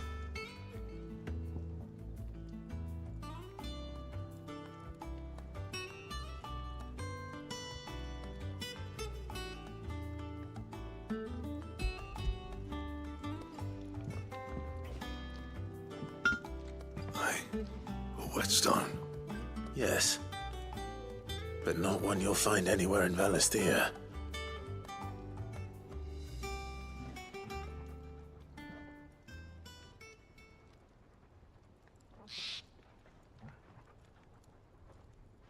No wonder I couldn't get the same finish on the grinding wheel. One hit and all done, eh? Might not be so bad if all you ever fought were duels. Good luck on the battlefield. Your second opponent would be your last, no matter how good you were. Even so, is there some way it could be used to give the Cursebreakers an edge? I think so, yeah. With this whetstone and the right kind of steel, I could probably even make a twin of the blade that rattled me. But there'd be no replacing this little rock once I worn it down to a sliver. I reckon we get a dozen swords from it, if that. Swords that the Cursebreakers wouldn't know how to wield properly, and that would see them through a single fire piece. Nah, no point trying to copy that thing. Be about as much use as a wax anvil. But finishing our blades with a whetstone this fine, now that's something to consider. And what's finer than fallen masonry, eh? Or more hard-wearing, for that matter. Just imagine it. Good Valisthean steel with an edge as sharp as any found in the Outer Isles. I won't make a copy, nah. I'll make something much better. I'm sure the Cursebreakers will be delighted. Just don't push yourself too hard. Don't you worry about me, sunshine. I've been working day and night since I was half your age, and I'll still be here when you're long gone. Hey, thanks, Clive. I mean it. I owe you one, August too. It's good to know someone's looking out for me. He'll be happy to hear you said that. And I'll see that my debt to you's paid. First new blade I make's got your name on it. You come and find me when you've got the materials. All right. I will.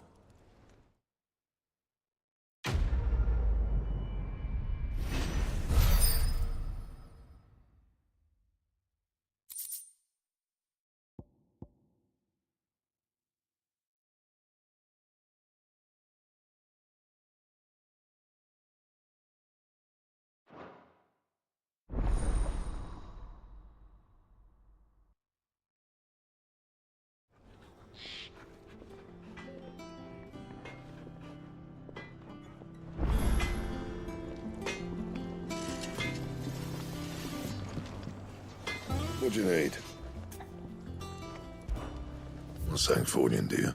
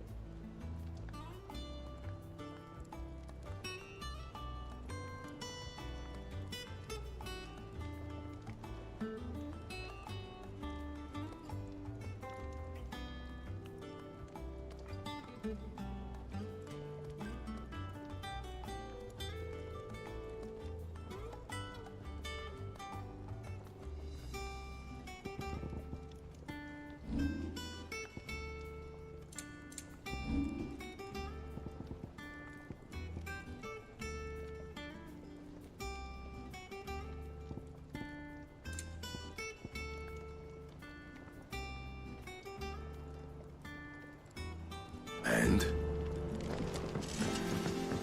He cracked the crystal.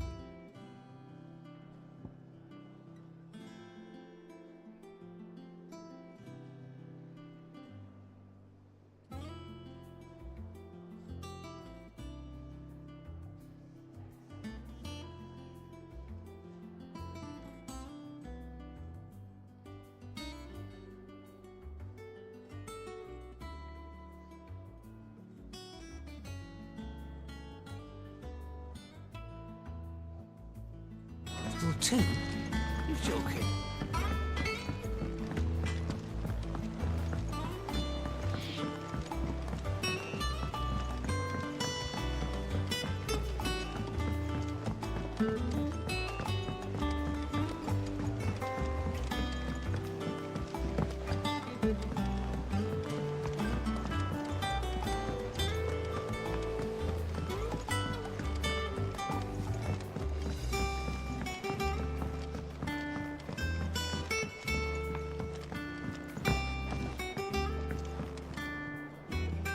right there, Sid? How's that hunt for the bomb ash going? I have it here.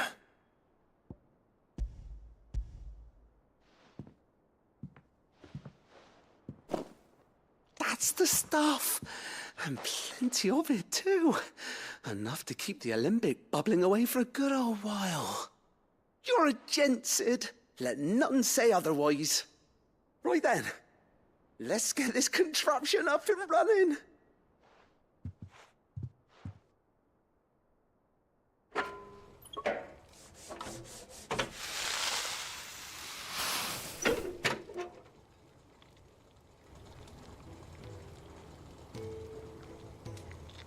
There we have it. The Telemon Alembic. And it works just like the chief said it would. Very impressive. Says the man who cut down a burning boulder. Speaking of which, I still haven't returned the favor. There's no need. The good it will do for the hideaway is reward enough. Don't be silly. Why don't you let me take a look at that bag of yours? The one you keep your potions in. Reckon I could work some magic on that, huh? What kind of magic? Well, we happen to have isolated a substance in our test run of the alembic that I reckon will make even the toughest lever supple as anything. Thought we might use it to breathe new life into old boots and the like. Save the hideaway a few gil. But I reckon if we slap a bit on your bag, it'll loosen it up enough for you to squeeze in a bottle or two more.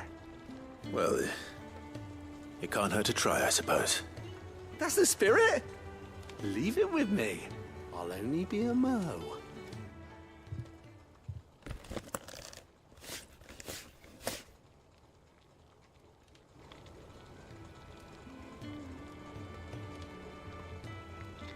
Well, what do you reckon? It certainly feels more flexible. Right? Told you. Thank you. I think. No. Thank you for supporting Mid and the rest of us in our endeavors. Without you, we'd never have been able to discover wonders like that stuff I rubbed on your bag.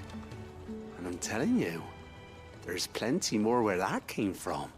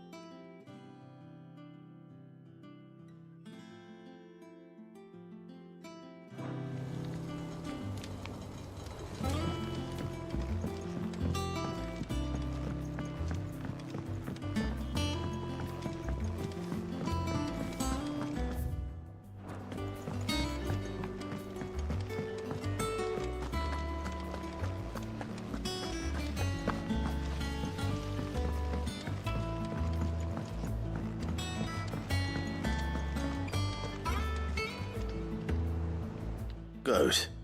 Still alive, I see. So Lady Karen accepted the ruby. Ah, about that. I tried my best, but she was just too stubborn to take it. She threw it right back in my face, in fact, and told me I could stick my stupid stone where the sun don't shine. Karen refused payment. I hope it wasn't something I said.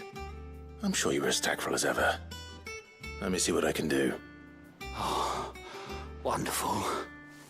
I hope you have better luck than I did.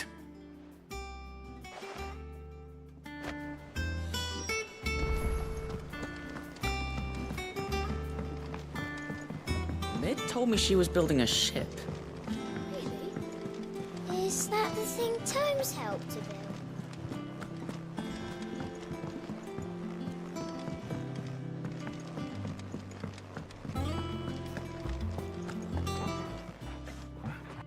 Lady Karen, Goat tells me you weren't happy with our offer. Would you prefer the debt was repaid in coin? My debt? I don't recall lending any of you lot me hard-earned gil. I may have tossed a talent or two in the Hideaway's coffers, but those were donations, and you can hardly call it charity if you go asking for it back. Of course not. But one good turn deserves another. And our circumstances have changed. Surely you wouldn't shun the gratitude of a pauper who happened to have become a prince. Oh, so you're a prince now, are you?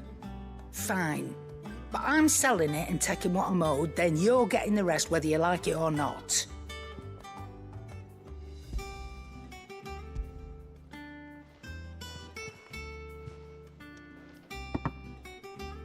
Where'd you even get this? A decent trader might nab 1,000 talents for a star ruby. A canny one, meanwhile, might claim it were nicked from the belt of Sid the Outlaw himself and ask twice as much. Might be I already have a buyer in mind. Might be you even know her. A fine continental maid whose beauty's only eclipsed by a guile in commerce. You wouldn't mind, would you? Not at all. Just be sure to tell her that it's always a pleasure doing business.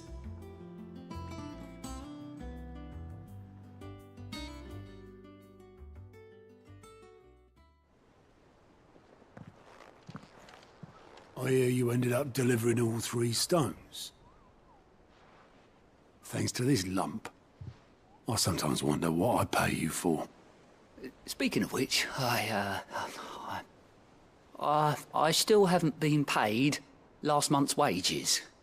Oh, so you remember what's owed to you then? Get your ass behind that disc of yours and don't get up before those ledgers are square. Right away.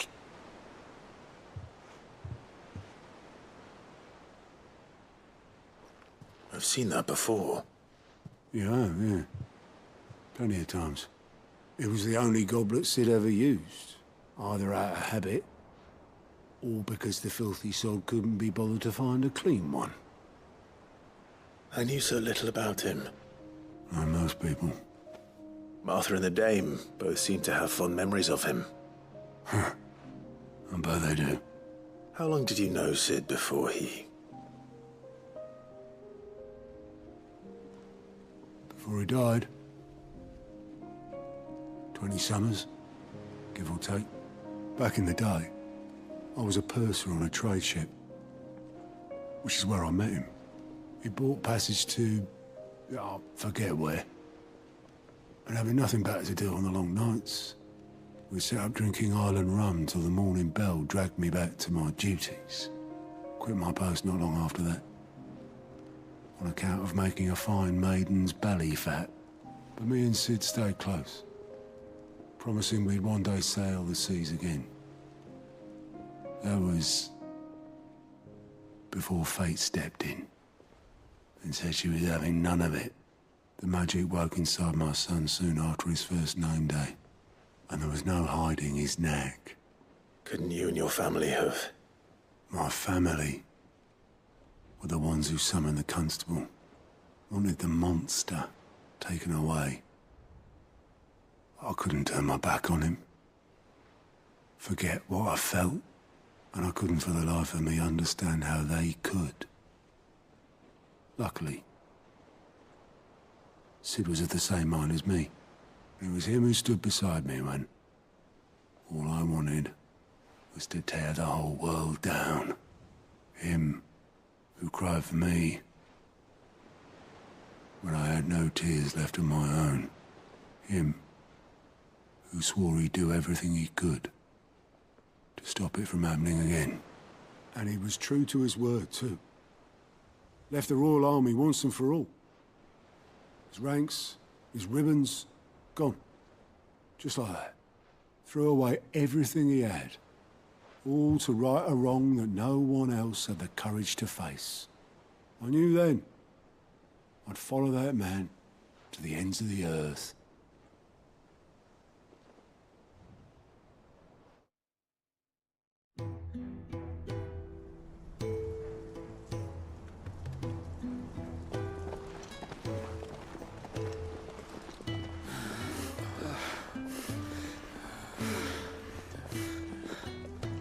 He was was always too clever for his own good, was Sid. Saw the world for what it really was, while the rest of us were content to go along with the lie we were shown. And it can't have been easy, bearing that burden alone.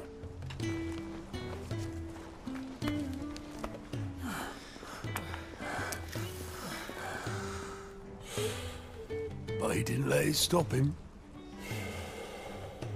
He never lost faith in what he believed was right.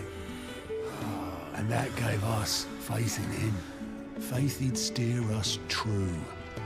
So I swore to myself that I'd always be right behind him, ready to catch the stubborn sod, if ever he should fall.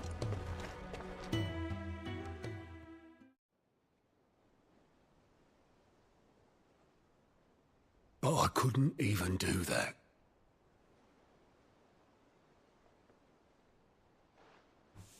Ignore me. Just the ramblings of a tired old man. Leave that lot. I'll tidy it up in a bit.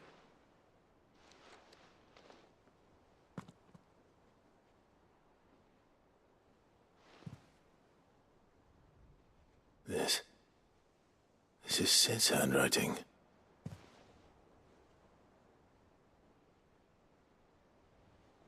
Dear Otto. I may be drunk, but I wanted you to know this place would be fucked without you. Love you, you grumpy old sod.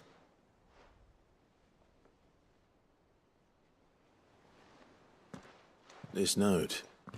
Hmm? What about it? Sid was right. Without you, we'd all be lost.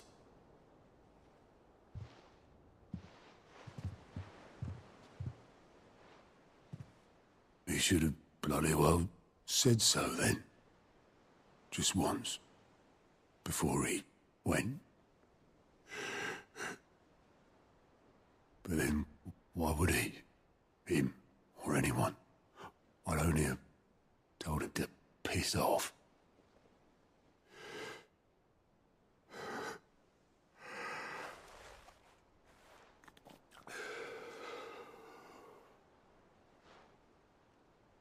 You're wrong, though. Both of you. It was never just me keeping the hideaway afloat. It was all of us. I just shoved people in the right direction. I barely seem to be able to do that anymore.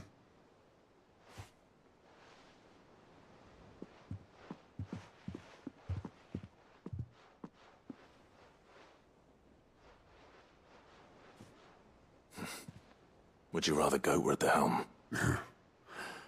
Well, maybe I've got a few more years left in me. I'm going to hold you to that, Otto. Before you go, Sid would have wanted you to have this. But that's... This'll do me just fine.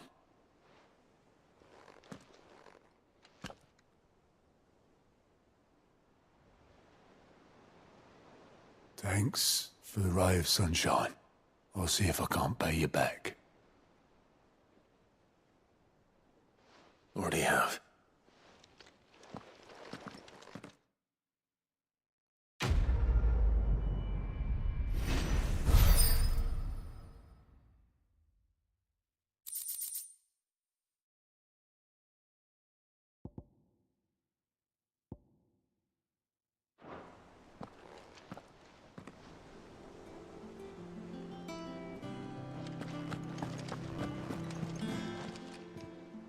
Oh, I wasn't expecting you back so soon.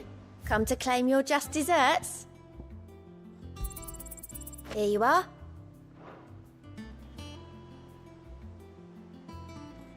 Best of luck out there, Sid.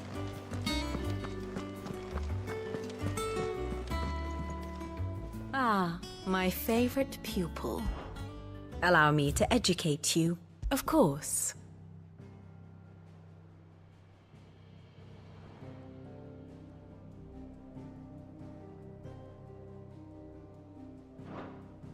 Here you are.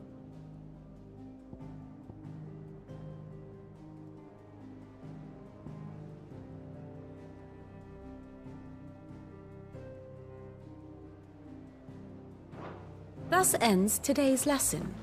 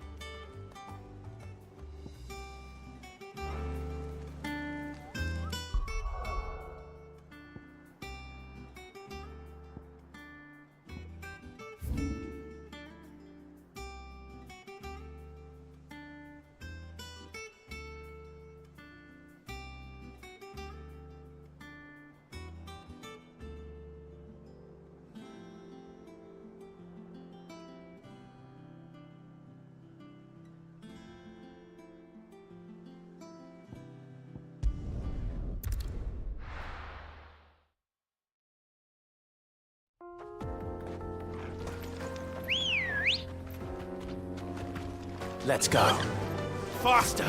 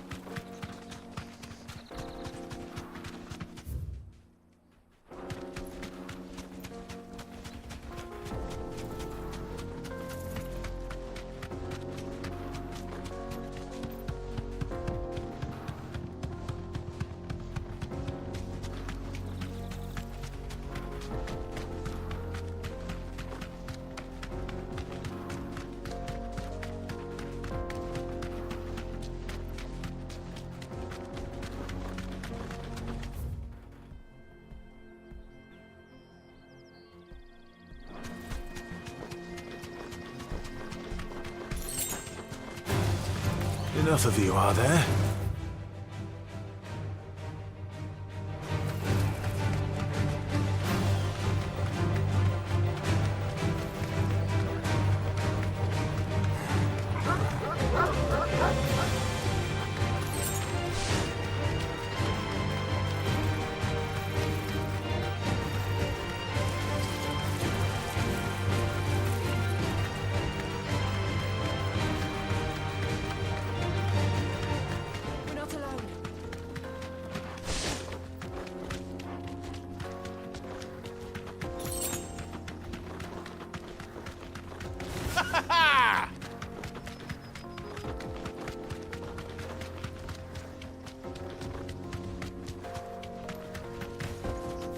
Straight home now.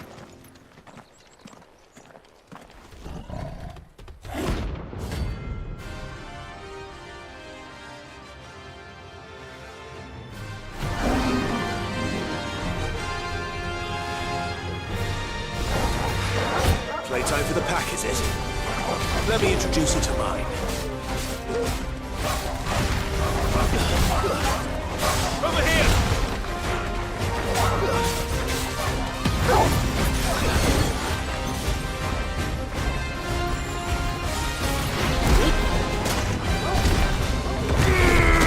Get him!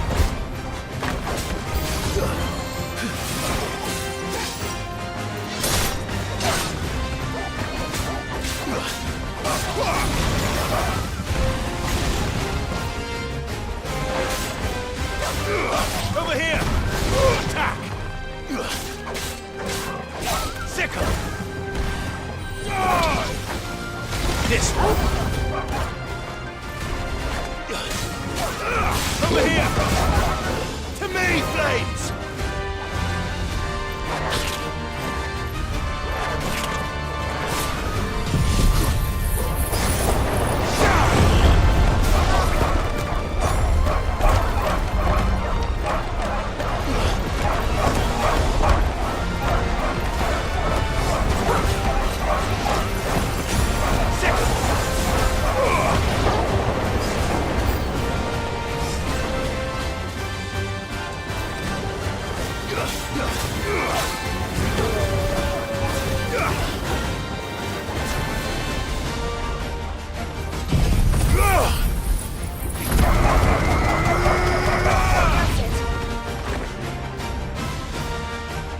And then there was one.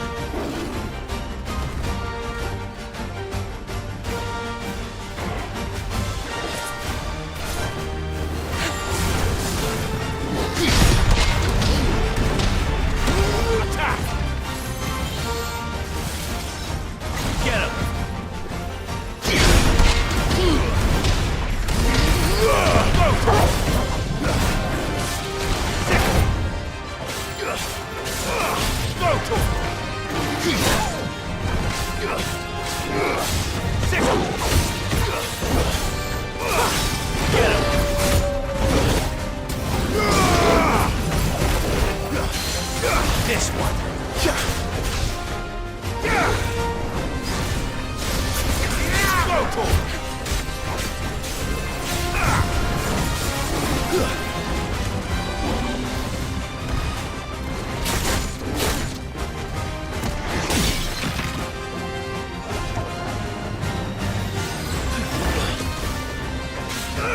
Over here.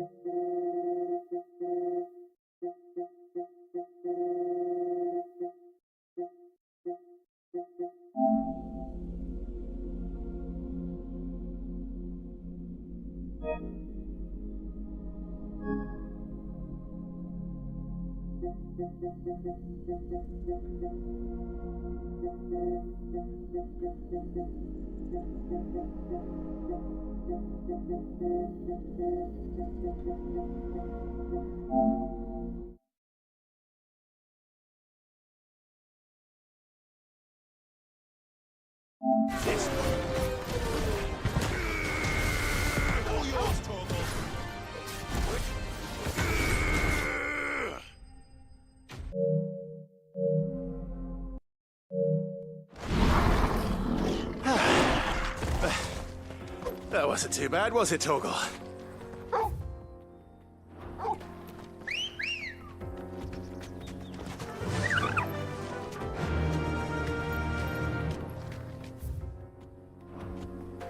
You deserve a rest.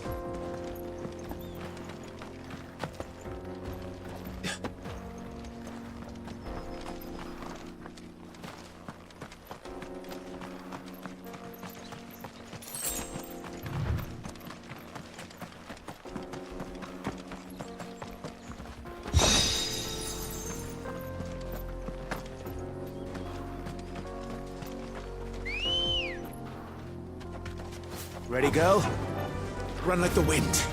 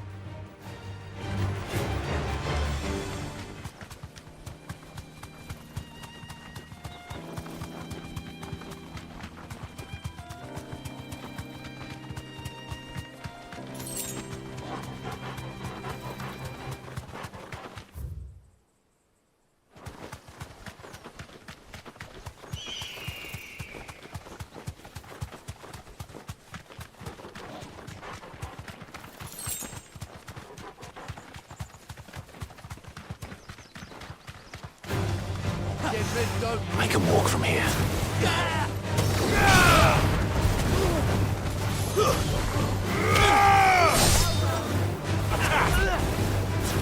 Over here!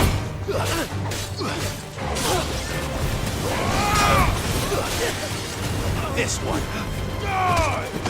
Impressive.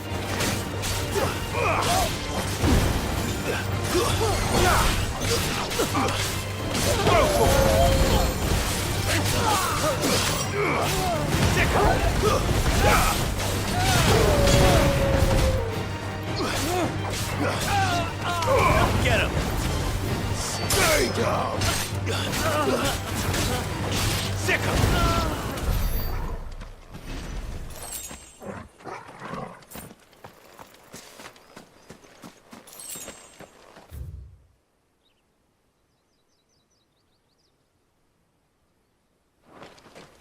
Ambrosia won't help me here. Let's go. Fly, Ambrosia.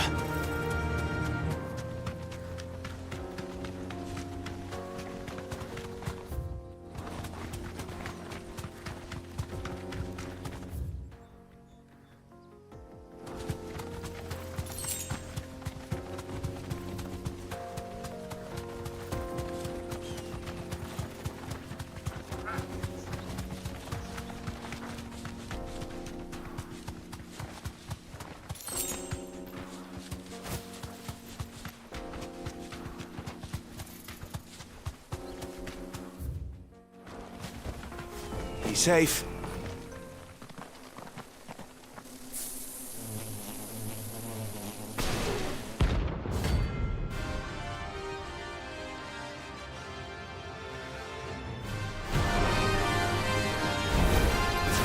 They don't look happy.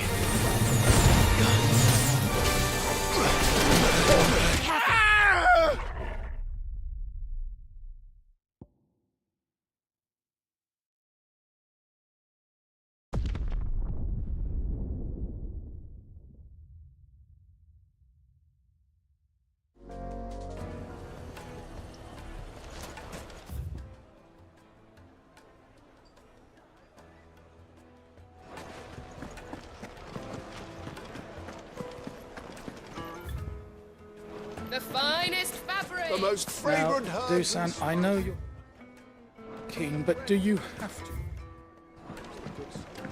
Oh, where did all the men... Plates and pots!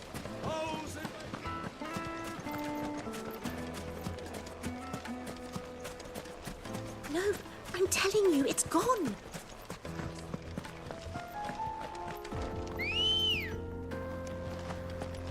Come on.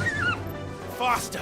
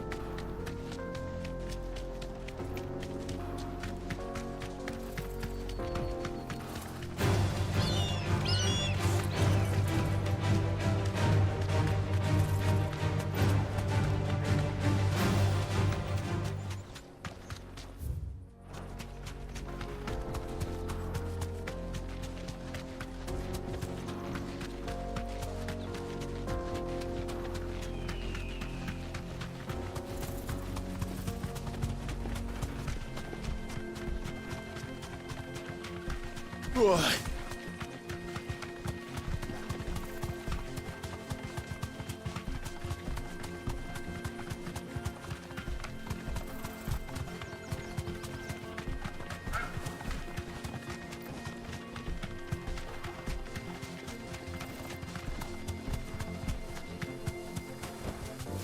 Thanks, Gal. Why am I doing this? Attack! Get him!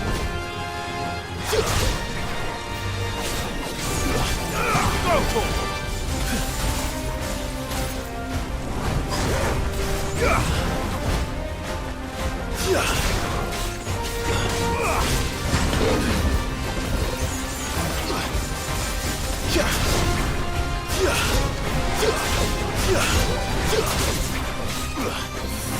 Go for it! Too slow. Tighter! Get him!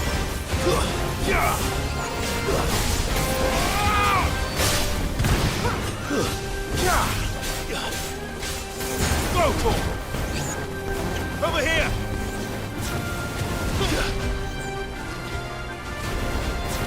Go for it!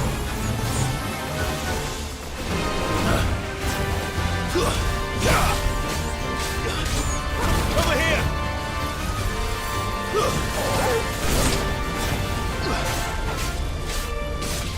Sicker! This one!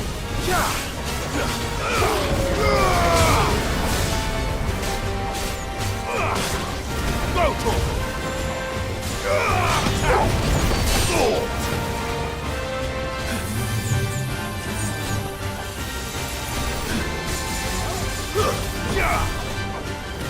Go to him! Sicker!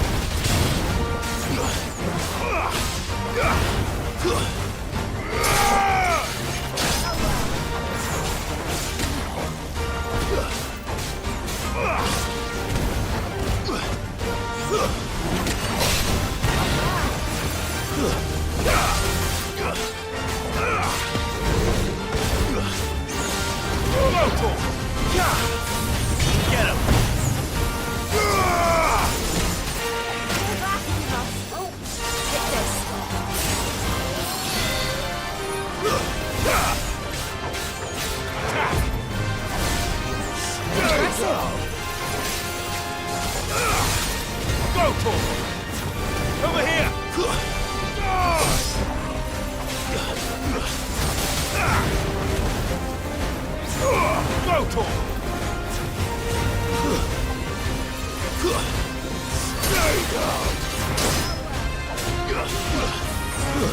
Attack! Nice try. Sick 'em! Get him! Attack! Sick 'em! Stay down! Over here! This one! Over here!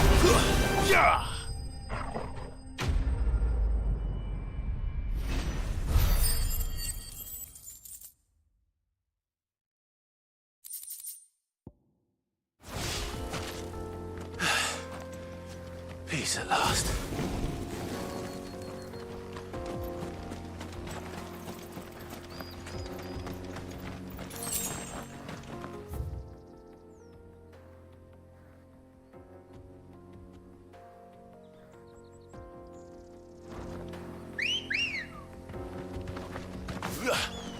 Ready, go? Yeah!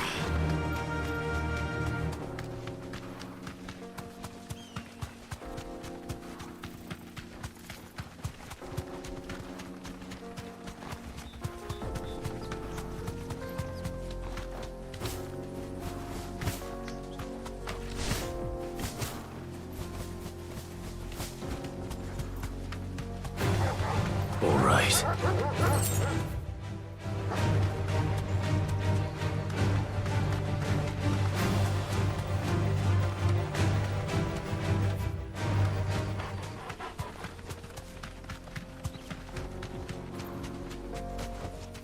That'll do, girl.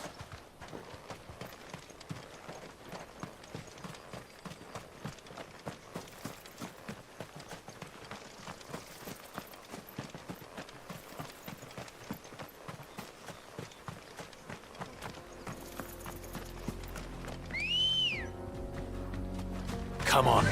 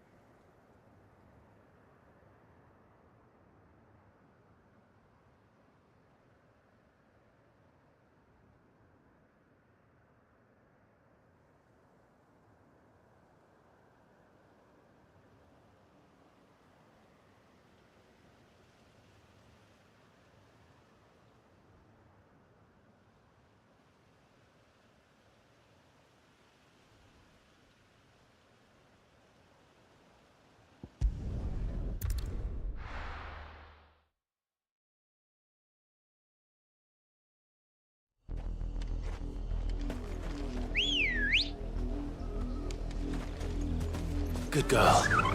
Fly, Ambrosia.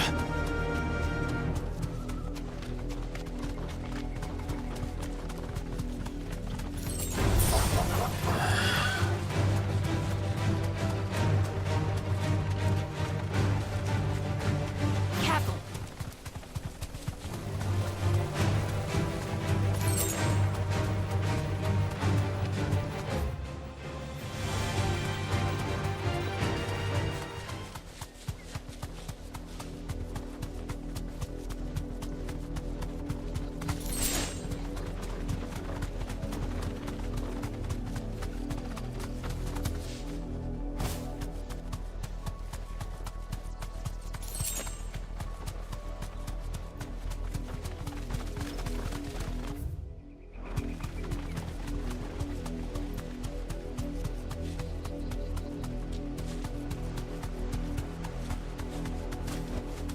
Straight home now.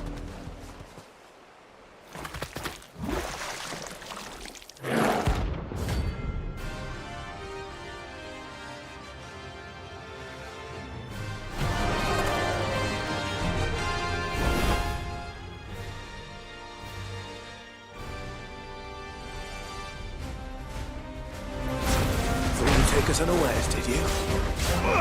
This one. Whoa!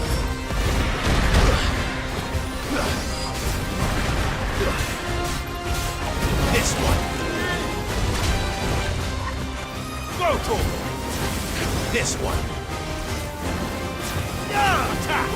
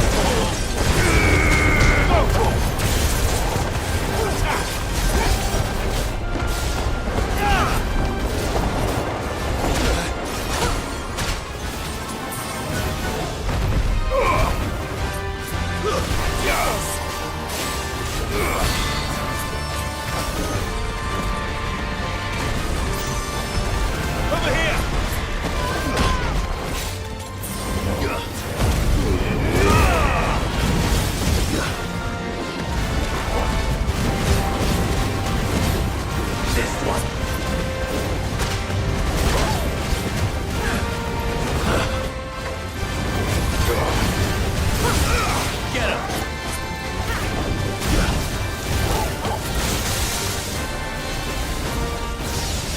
This one. Attack!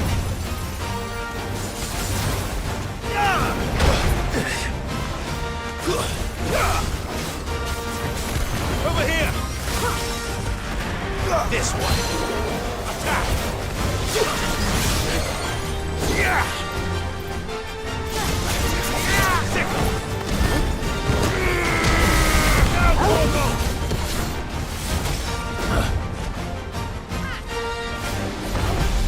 This one.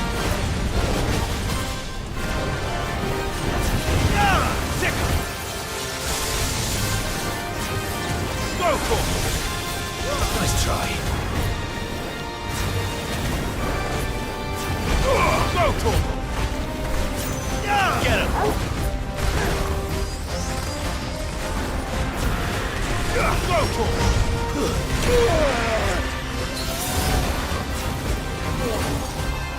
Get him!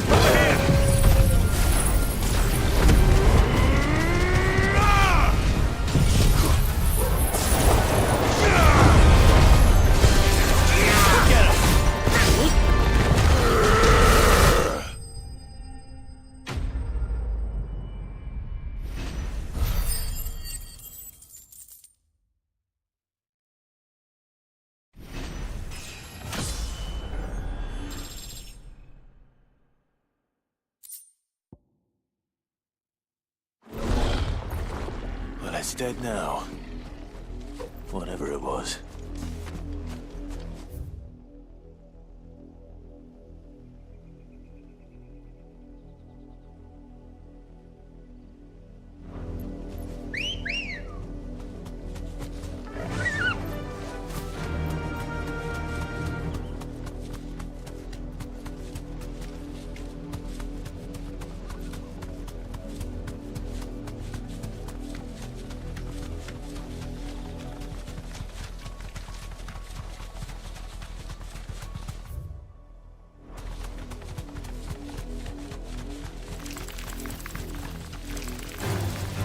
Time to fight.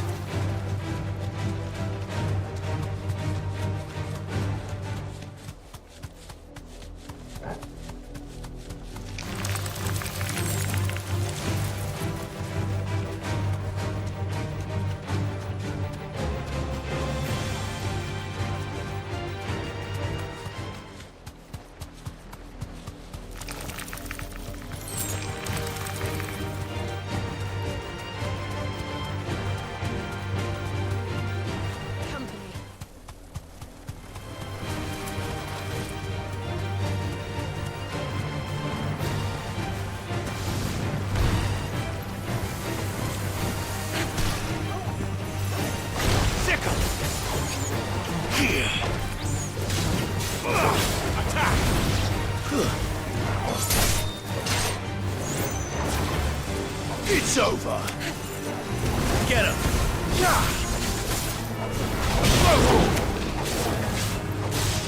Get him. Attack.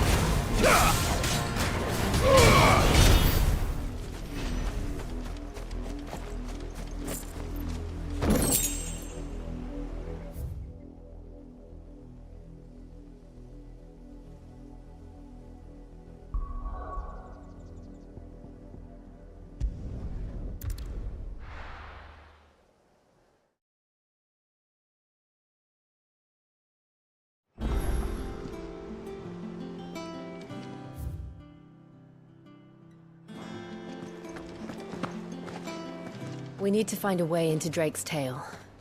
And we will. Together, this time. Hugo Kupka's dead.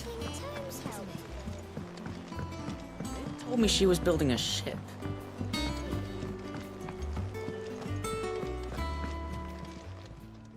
Welcome to the Patron's Whisper. Is everything we've received and everything promised? All done?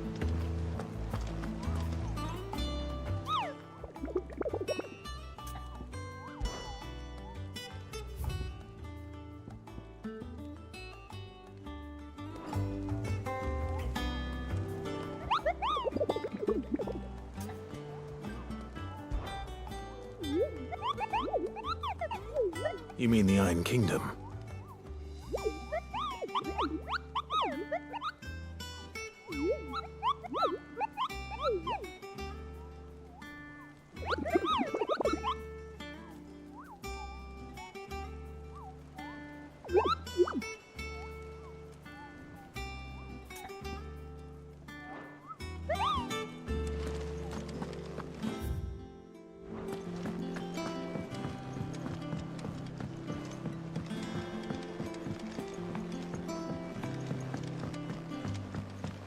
I don't know where Sid gets the energy.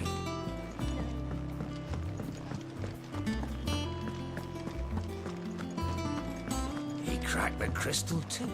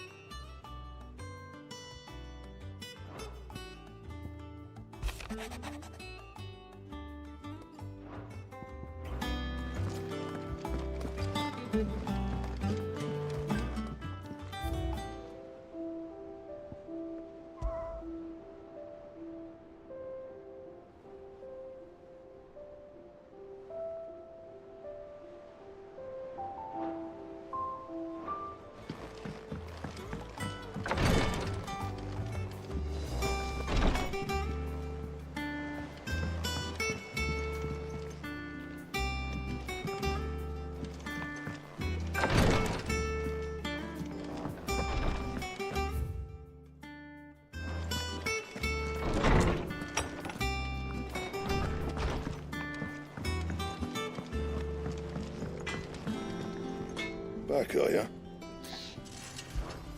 Not saying forwarding, do you? Not bad, if I do say so myself.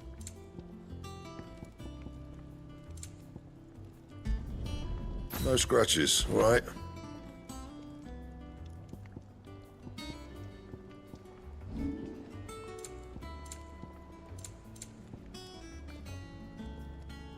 Anything else?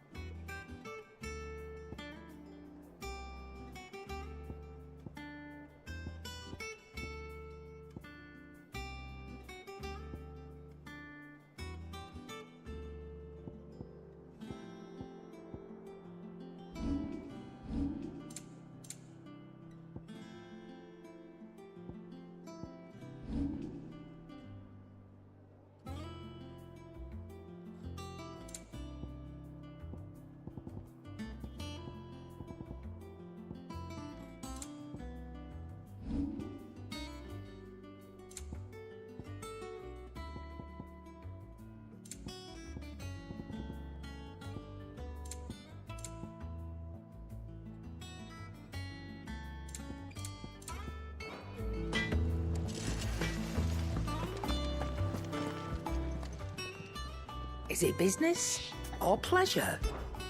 If you're gonna buy something, be quick about it.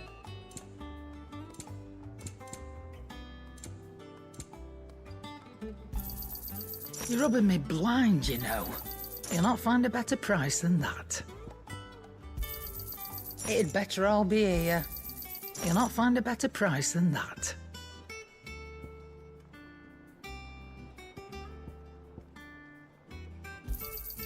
It'd better all be here.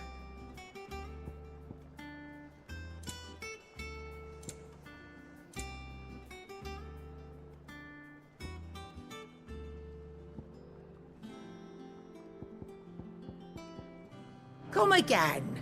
Or don't. I'm not much bothered either way. I've got a few more things to pack before I leave. I'll meet yous down in Bocklad.